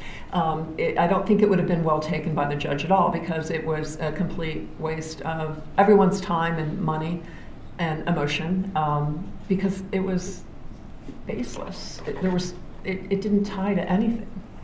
Now, even if his allegations had been true, would the court have been permitted to modify the terms of the marriage settlement agreement based on his filings? No. Why? You have to do a supplemental petition if you want to modify terms of the marital settlement agreement. You can enforce terms, but you can't modify terms. In reading the motion, does it appear to be intimidating?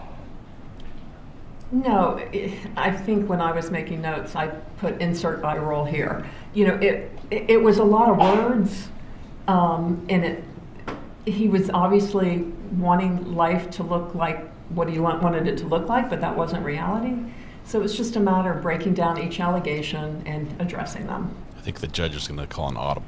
Should kick us out for lunch. Wendy Adelson or my client Donna Adelson have felt threatened, or would they have felt threatened based on that motion? They shouldn't have, and that's one of the reasons I wanted to call Kristen, because again, when I read that motion, I was kind of taken aback that a lawyer would have signed that and allowed that to be filed, and I thought it was kind of nonsense, and I wanted to get Kristen's take on that and see if she agreed, and she did, and she said that she had advised Wendy of that, and that's what I would have expected from her. Okay. In the emails or text messages that you reviewed, did you see any communication that indicated that my client Donna Adelson was aware of that March 26, 2014 motion? No, not at what I was provided. I saw early during the divorce period that Wendy had sent her mom a couple of documents. I know the petition for relocation, that Donna helped make suggestions to beef up the facts, which I thought were pretty helpful suggestions, because, like Ms. Adelson said, relocation is extremely difficult, and you really have to have as many facts as you can to support yourself. So I saw that there was some editing and some input on that petition. But after the divorce, I didn't see any communication about sending pleadings. I don't even know that I saw any reaction from the financial motion, but certainly not from, I saw nothing either that she communicated the motion to her mother or that her mother reacted to it in any way. I didn't see any responses. I heard Georgia and Sarah whisper about Would that question. Mr. Markel have been able to with sustain his burden of proof for that motion? I'm sorry, say that again? Would Mr. Markel have been able to sustain his burden of proof for that motion? No, I don't think so at all. If you're talking specifically about like point 8 about calling him stupid, his only evidence is a 4-year-old child. Otherwise, it's hearsay, and I don't think a judge is going to talk to a 4-year-old child about whether their grandma thinks their dad's stupid. It's just, there's so much worse that goes on that's not significant. In your experience, what do judges typically do when this type of allegation is raised? My experience is the judge tells everybody to behave themselves and sends them on their way.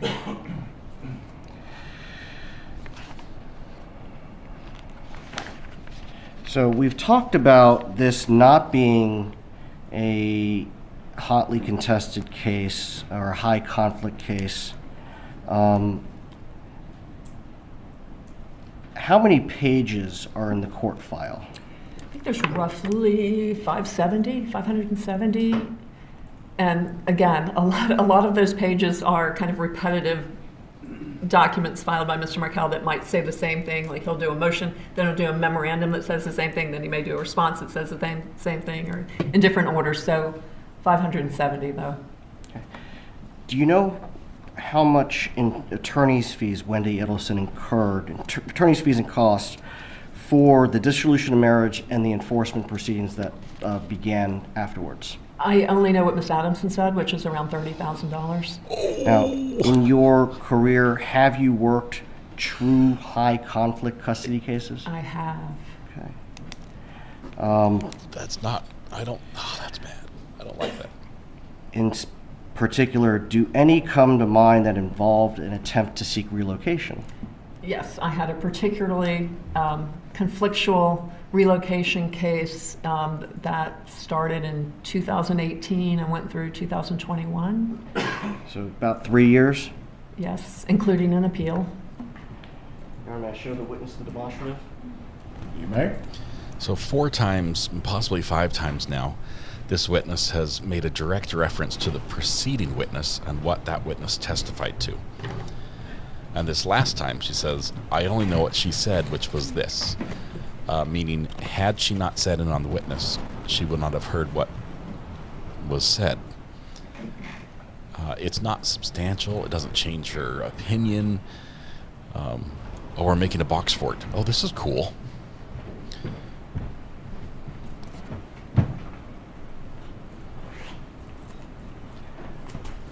Volume 1. Volume 2. After today, we can all rule on Wendy and Dan's divorce. We know enough about it.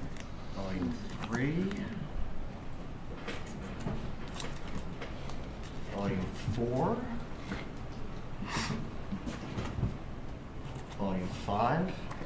What is this we're looking at? Do you recognize this file? Yes, I think I Judge, forwarded this. why are you burying the witness? And this are these 10 volumes, a example of a hotly contested relocation case.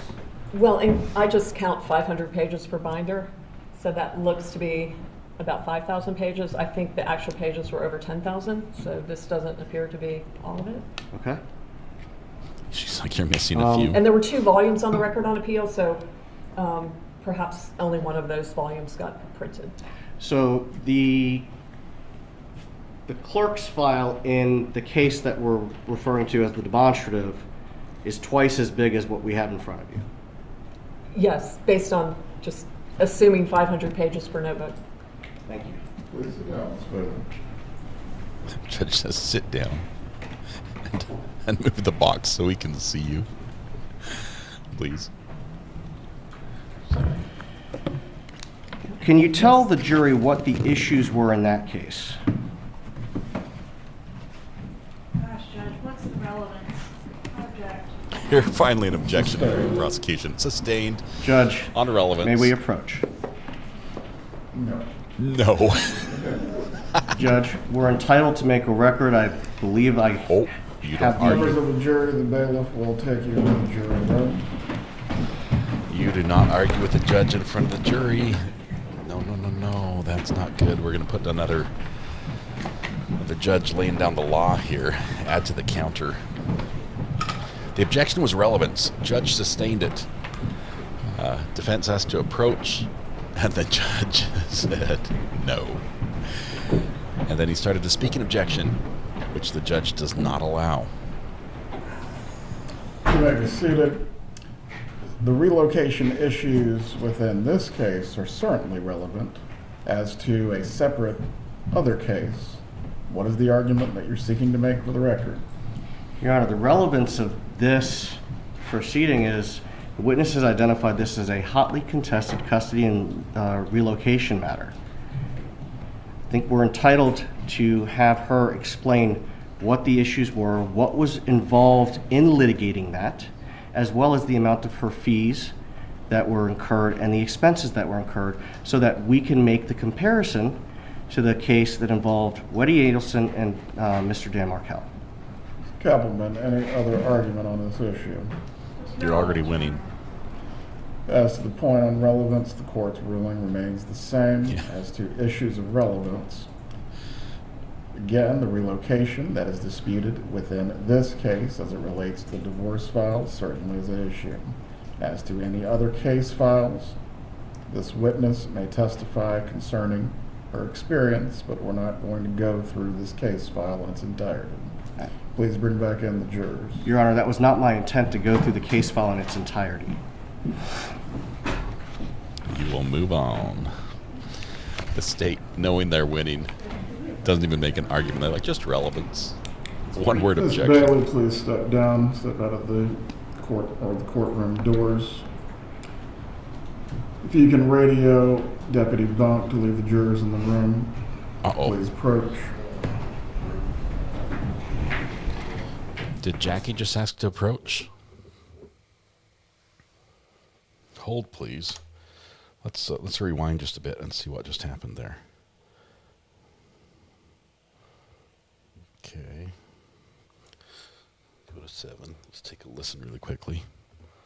In this case, as it replay. relates to the divorce files, certainly is an issue. As to any other case files, this witness may testify concerning her experience, but we're not going to go through this case file in its entirety. Okay. Please bring back in the jurors. Your Honor, that was not my intent to go through the case file in its entirety. Listen. Okay. Then she said, Judge, can we... Ms. Bailey, please step down, step out of the Okay, so we're going back to doors. live now. Remind you, do not make any gesturing, do not make any comments, do not make any expressions in front of the jury in any way that would be intended to inappropriately influence them. The jurors using the restroom. They are. Please use the restroom or stretch your legs if you need to. We will continue with the witness after that. Okay, so she said they want to do approach on a separate matter. Clearly, they've seen somebody making some faces. That could influence the jury. Not allowed to do that. We were making faces, but it was because we were bored. So, jurors are back in the bathroom. We've got probably 5 to 10 minutes before we come back from break. This judge is amazing. I think prosecution waited a little too long to file an objection. You know, the whole building the box fort with the, what was that? Those are the papers from another contentious relocation case. Yeah, that objection was long overdue, but judge immediately agrees with it, shuts down the request for sidebar for argument on that topic. When is lunch? Probably as soon as we come back. It is 12:18 right now. The judge has said that the defense is going to get a long lunch, an hour and a half today. So I've already got the portal set up for the new afternoon live stream, but I keep pushing the start time out for an hour and a half beyond where we are right now. So currently, if we have an hour and a half, we'd be coming back at 2, which is a long lunch. So we'll set it for 2 right now and see if that holds. But during that long lunch, hey, Mrs. R.A., how are you doing? Good. During that long lunch, the defense is supposed to be speaking with Donna and find out if she is going to testify. She has to make the decision. The judge says, eventually you've got to tell me, and today is the day. So after lunch, when we come back, we're going to have that little talk. We need to know if she is going to testify or not. That is an indication to me that the judge knows the defense is at the end of their case, that they're really close to the end, so he can get all the stuff he needs in place, because he has to do a little colloquy and everything else. And so it could get exciting. This afternoon session could be really, really good. I'm going to call it right here. I don't think she's going to testify. I don't think she will. I really hope I'm wrong, because I would love to see it. I would love to see it. I would love to see Georgia go and turn it up to 11 against Donna. I would love to see that, but I don't think she will. And I don't think she should, honestly. I don't think she should. I think it will be... I think it'll be problematic, and that she can get tripped up. We've already seen in court she's had to be admonished a couple times because there were faces that were made. They're like shaking the head or no, or mouthing words. She's already struggling to do what the judge told her to do in response to things she doesn't like. And I bet Georgia can say a few things that she doesn't like, and even force her to admit a few things that she doesn't like. And as that frustration grows and builds and the questions come in rapid fire order, not in the sequence you're expecting them in, as a good lawyer can do, Donna might snap. She might fire back. There might be a snarky response. She sees an opportunity to jab back. And, in the moment it was a good idea, but it might reveal something that, oops, let's not say that. I think that's what would happen. And the defense has got to tell her, look, this is what's happened. You shouldn't do this, but we'll see. All right. I think there's a chance she will. Charlie hired the dumbest hitman. He hired them sight unseen. I mean, I agree. There's some, what do they call that? Plausible deniability. I don't know who the hitman was, right? Sight unseen, but he got extorted sight unseen as well. And then he slept with the lady, allegedly. Let's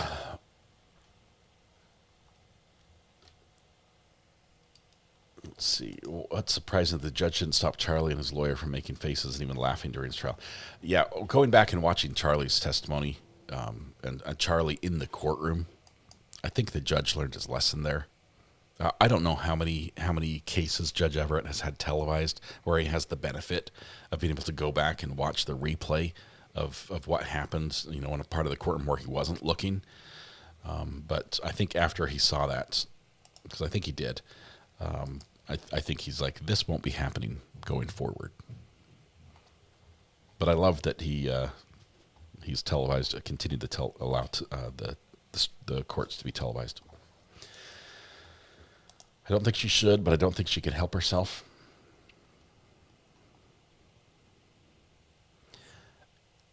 Charlie was in the same boat, right? And Charlie's a good talker. Charlie can spin a yarn.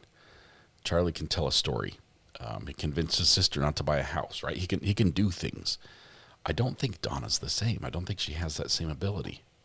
I think she's more of the worrier. She talks a lot about things, and sometimes I think she even talks big, but I don't think she's the one that can play that four-dimensional chess that would be required to take the stand and face prosecutors like she has against her. We're on a short break, possibly turning into a long break, resulting in lunch. If that happens, if we come back at 12:30, pretty sure the judge is going to look at the time and say, let's go to lunch. By the way, Legally Blonde, you were 100% right. I did take a phone call.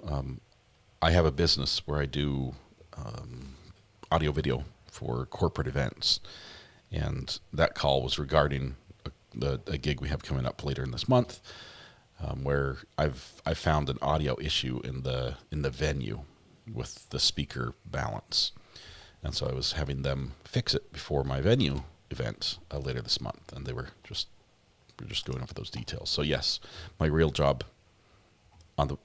weekend job took me away from my real weekday job.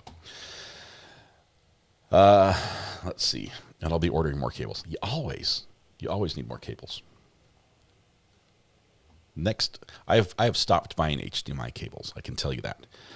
I will now only be buying SDI, and I've stopped buying 3G SDI cables, and now I'm only buying 12G SDI cables, because as our channel moves to 4K, which we're gonna do, 3G can't handle 4K video. It's just not capable. So is HDMI so 80s now? HDMI is still great. I mean, you can get 8K HDMI cables. They're fantastic.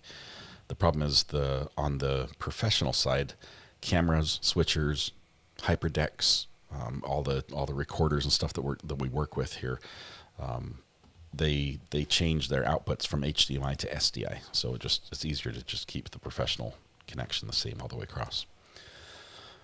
All right. This is just not quite right.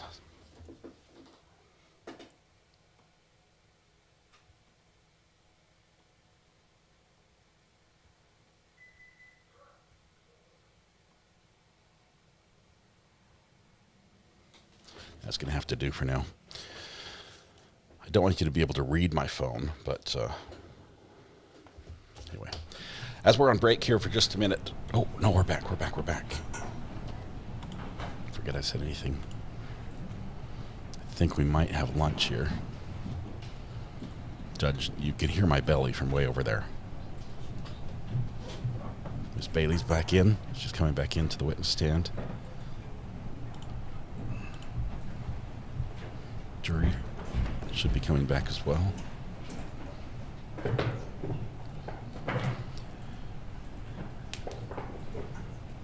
Not sure what Jackie's doing. Is she reading something?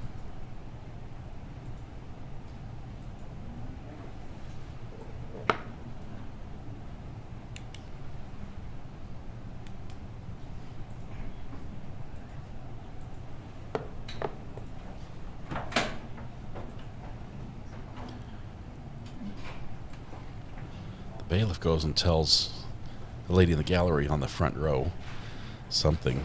The lady shrugs and walks out of the courtroom.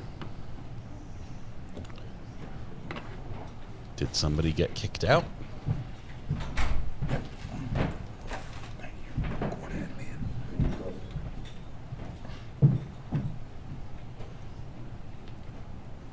Could that be the facemaker?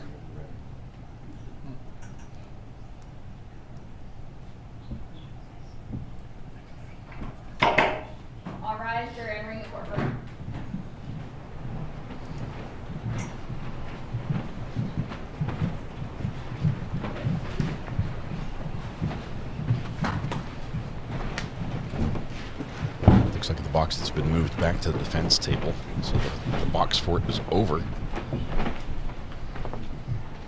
Everyone can be seated. Same witness still Linda Bailey. Please continue with your examination. Thank you, Your Honor. Ms. Bailey, how did the Adelson-Markel divorce compare across the variety of cases that you've handled? Simply, it was routine, it was amicable. I've done similar cases that have had anything from 2-day to 7-day trials. I've had them range from $200,000 to $500,000 in fees and costs. I've had multiple financial experts, child development experts, vocational experts, all retained, deposed, testifying. I've had cases with multiple discovery issues, discovery over psychological records, financial records, third-party subpoenas, 2 full days of deposition of just one party. This was an easy case compared to many. Did it look worse than it was because of the way in which Mr. Markel's pleadings were drafted? Yeah, I mean, he drafted pleadings, motions, I think, and responses would be more appropriate than pleadings, but that's kind of technical. He drafted them like he was drafting a law review article or something. they weren't technically correct. They were verbose, they were hyperbolic. He used a lot of inflammatory language. But when you really looked closely at his requests of the court, there was no there. There was no foundation for his asks. Nothing further, Your Honor. All right. Cross Now it's exam. cross and then lunch. Let's see what they go for. Is this, it's Georgia. What is it you were asked to do in this case? I was asked to What are you doing review the documents I was given and to opine about whether this was truly a highly contentious custody case, essentially. And why would your opinion about whether it was a highly contentious custody case matter? Well, that's for somebody else to decide. I mean, I've done 2,000 cases, or give or take 100 on each side, and I think I have a pretty good judge of where this falls as far as contentiousness. Sure, but you're somebody that has vast experience with a ton of divorces, right? Sure. The parties only have experience with one divorce, right? I don't know how many they have experience with, So but isn't sure. the contentiousness in the eye of the beholder, in the sense that to you it might not seem like a big deal, but to the parties it might be the most important thing in the whole wide world. Do you agree with that? Do you agree with that? Ms. Kappelman, Ms. Bailey, wait for the question, wait for the answer. Do not speak over each other. Do you agree that a case, as a lawyer, might be routine, whereas to the parties it's the most important thing in the world? To some degree. That's one reason I called Kristen, is Ms. Adelson, in particular, of the lawyers in our community of the family law bar, is extremely measured and calm, and I find that when I litigate against her, we reach resolutions, that people stay measured and calm, and we get things done.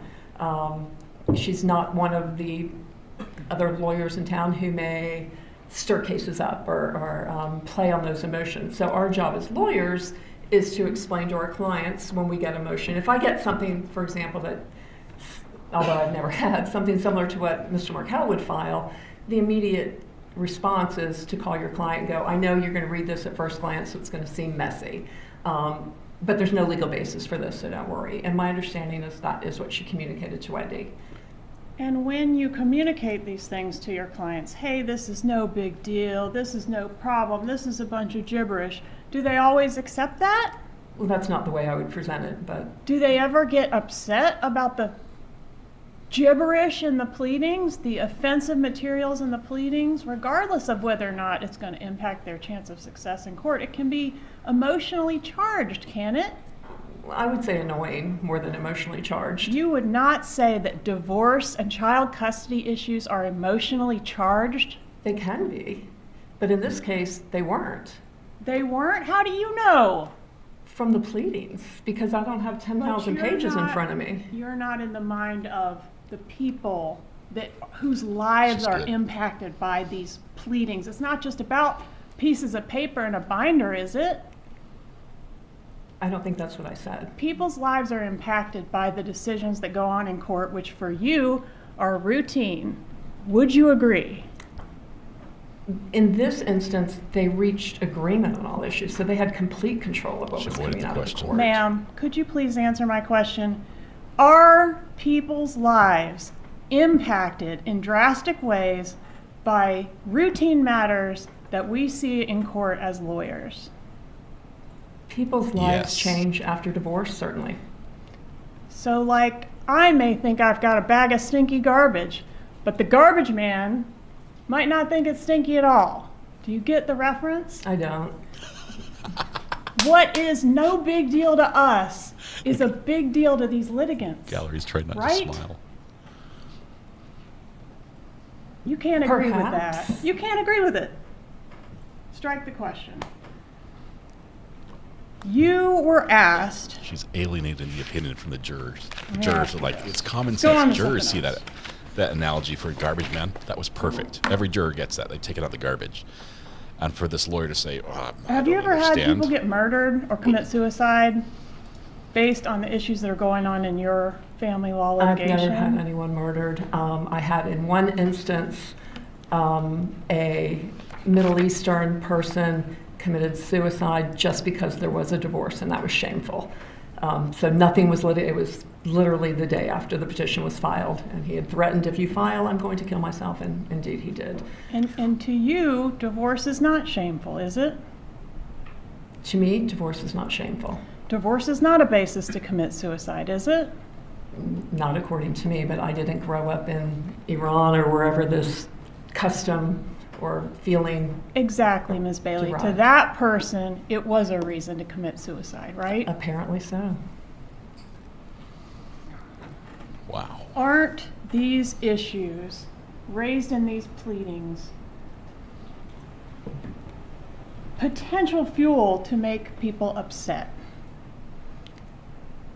Potential fuel to possibly make people upset? Yes, ma'am. For example, you were asked about what we've called the grandma motion.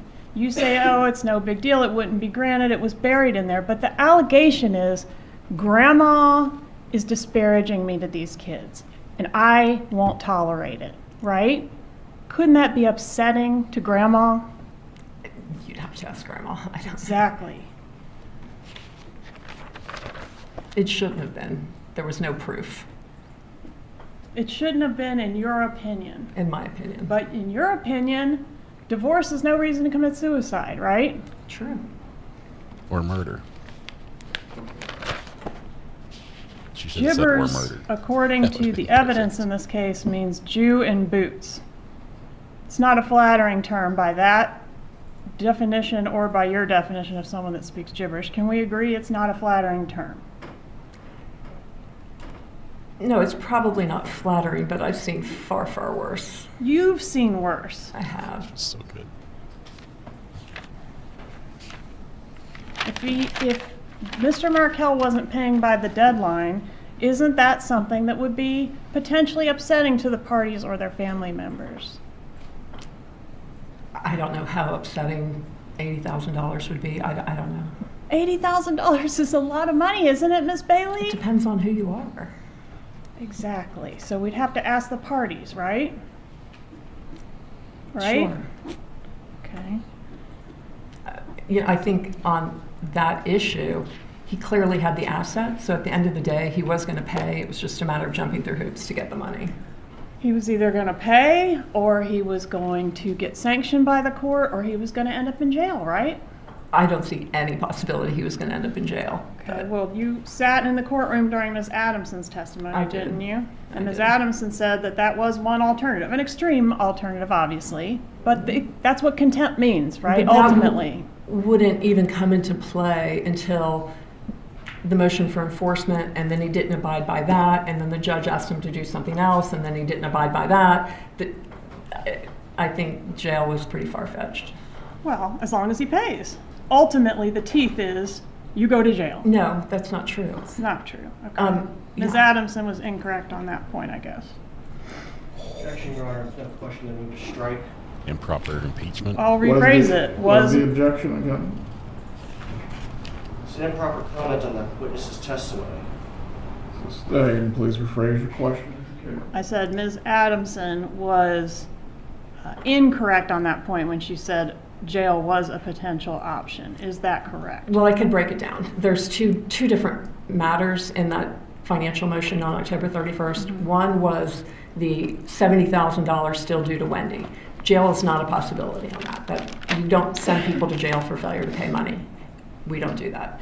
The $10,000 in fees to Kristen was more debatable because that could have been in the specter of support, and if you don't pay alimony or child support after repeated chances, I guess you could say, jail might be an option, but there's always a purge to that. So I've seen many times in child support, if you don't pay child support, then the judge says, bailiff, get Mr. So-and-so or whatever, and then all of a sudden he comes up with money out of his pocket and he pays and he never goes to jail. So you always have the key to the jail when you owe a support obligation.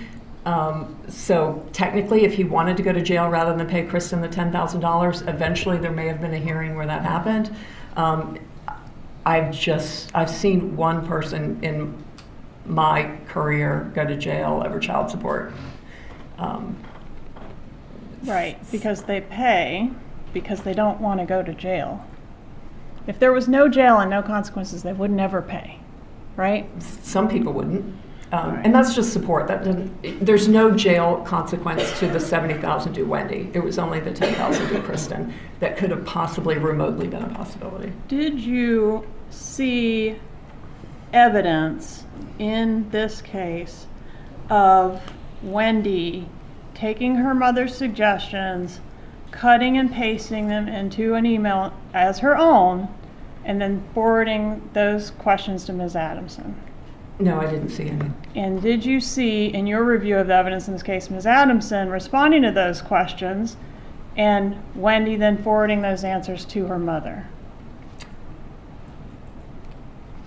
I don't recall that. I don't recall seeing that. Did you review the communications from Donna Adelson, both in the form of email and text messages, that suggest that she was in fact extremely disappointed and upset about the outcome of the relocation motion?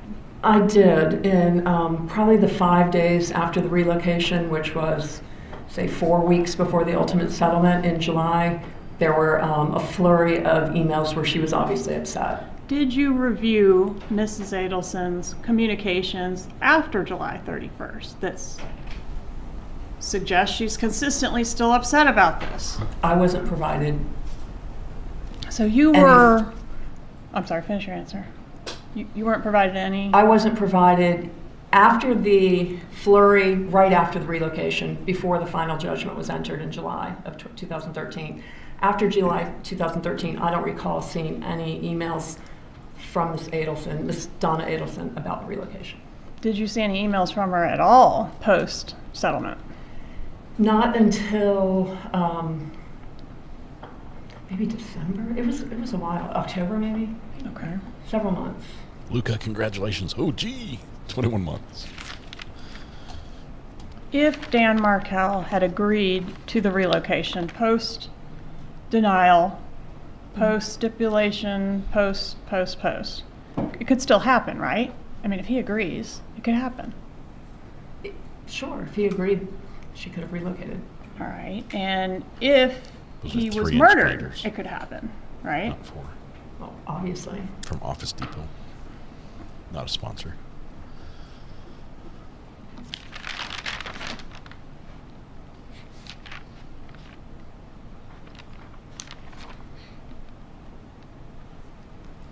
If he was murdered, relocation. So you categorized Dan Markel's pleadings in a lot of different ways: baseless, untrue, unenforceable, gibberish, nonsense, suggestion of unethical filings on the part of his lawyer to sign off on them. Are you saying, I think what you're saying is that those things wouldn't amount to much in court because it's not really effective filings. Is that what you're saying? What I'm saying is his motions post July 31st were not based in the law, and I don't think that allegations about accounts he knew of not being on an early filed financial affidavit would amount to fraud, and it certainly wouldn't excuse him not paying what he was supposed to pay under the terms of the court order. And the motions related, the motion in March 26th related to parenting, he was trying to enforce things that weren't in the marital settlement agreement. There was no court order to make her do the things he wanted her to do. So there's no basis for the court to have granted his motion. Right, so they weren't going to be successful. It's your opinion they weren't going to be successful. Yes, that's my opinion. But would you agree that the things he was putting in there are inflammatory? I would agree that they were inflammatory. And they potentially could make the parties or their relatives upset to read those pleadings and those inflammatory accusations. Sure, nobody wants to read those allegations, true or not, about themselves in a public record.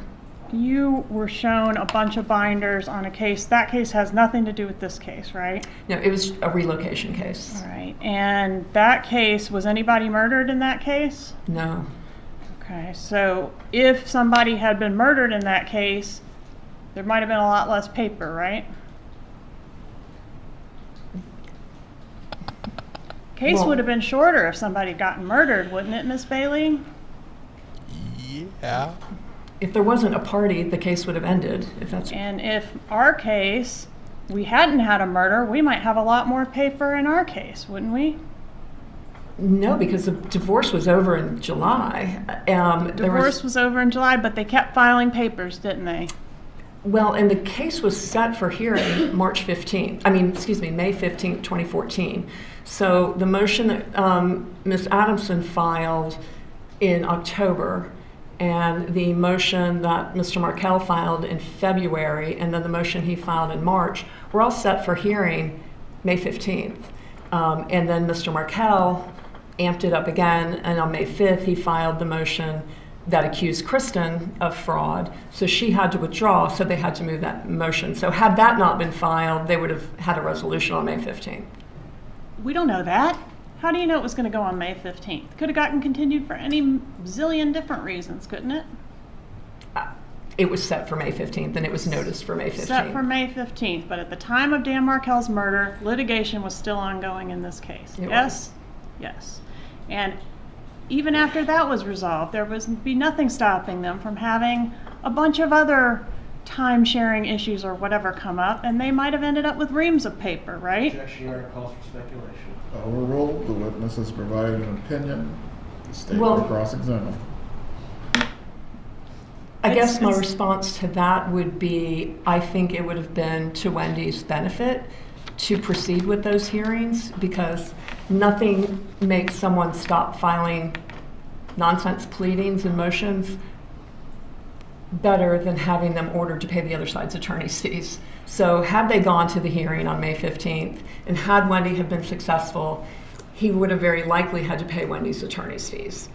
And I really encourage my clients in these situations to take it to hearing, so once the other side gets kind of slapped down, if you will, by the court and made to pay your fees, then they tend to back off.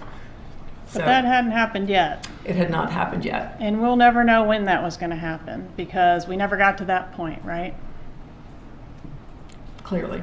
Because he was murdered. Clearly. May I have a moment to confer, Judge? Go ahead. Oh, that was awesome. I enjoyed that. A little bit of snark was allowed in, probably more than was allowed to. The exactly's, as Rob pointed out. No further questions. Let's see. Seeing they checked every box here.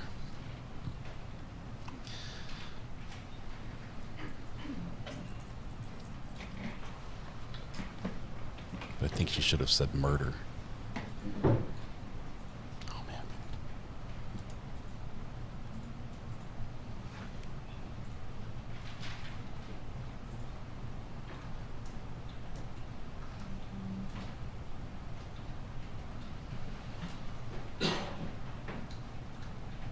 Defense now has a pile of binders they've printed out that they don't need. 3-inch binders, all from Office Depot. Durable View 3-inch D-ring binders. Some 5,000 pages. Usually hold one question in my back pocket before I go to confer. Usually it's a completely objectionable question I want to end with. Just say. So you can ask the question. You might get the witness to respond, like in a quick response, which the jury can't unhear. Objection's going to come in. You'll withdraw, and then you'll say no further questions. It's a big finish.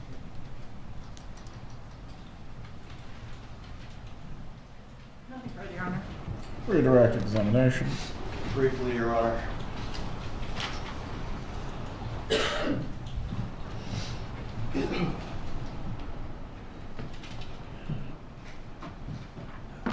Ms. Bailey, you sat through Kristen Adamson's testimony earlier today, correct? I did. Did that in any way influence your testimony here this morning? No, there was no new information. About 30,000? Will this witness be recalled at any point?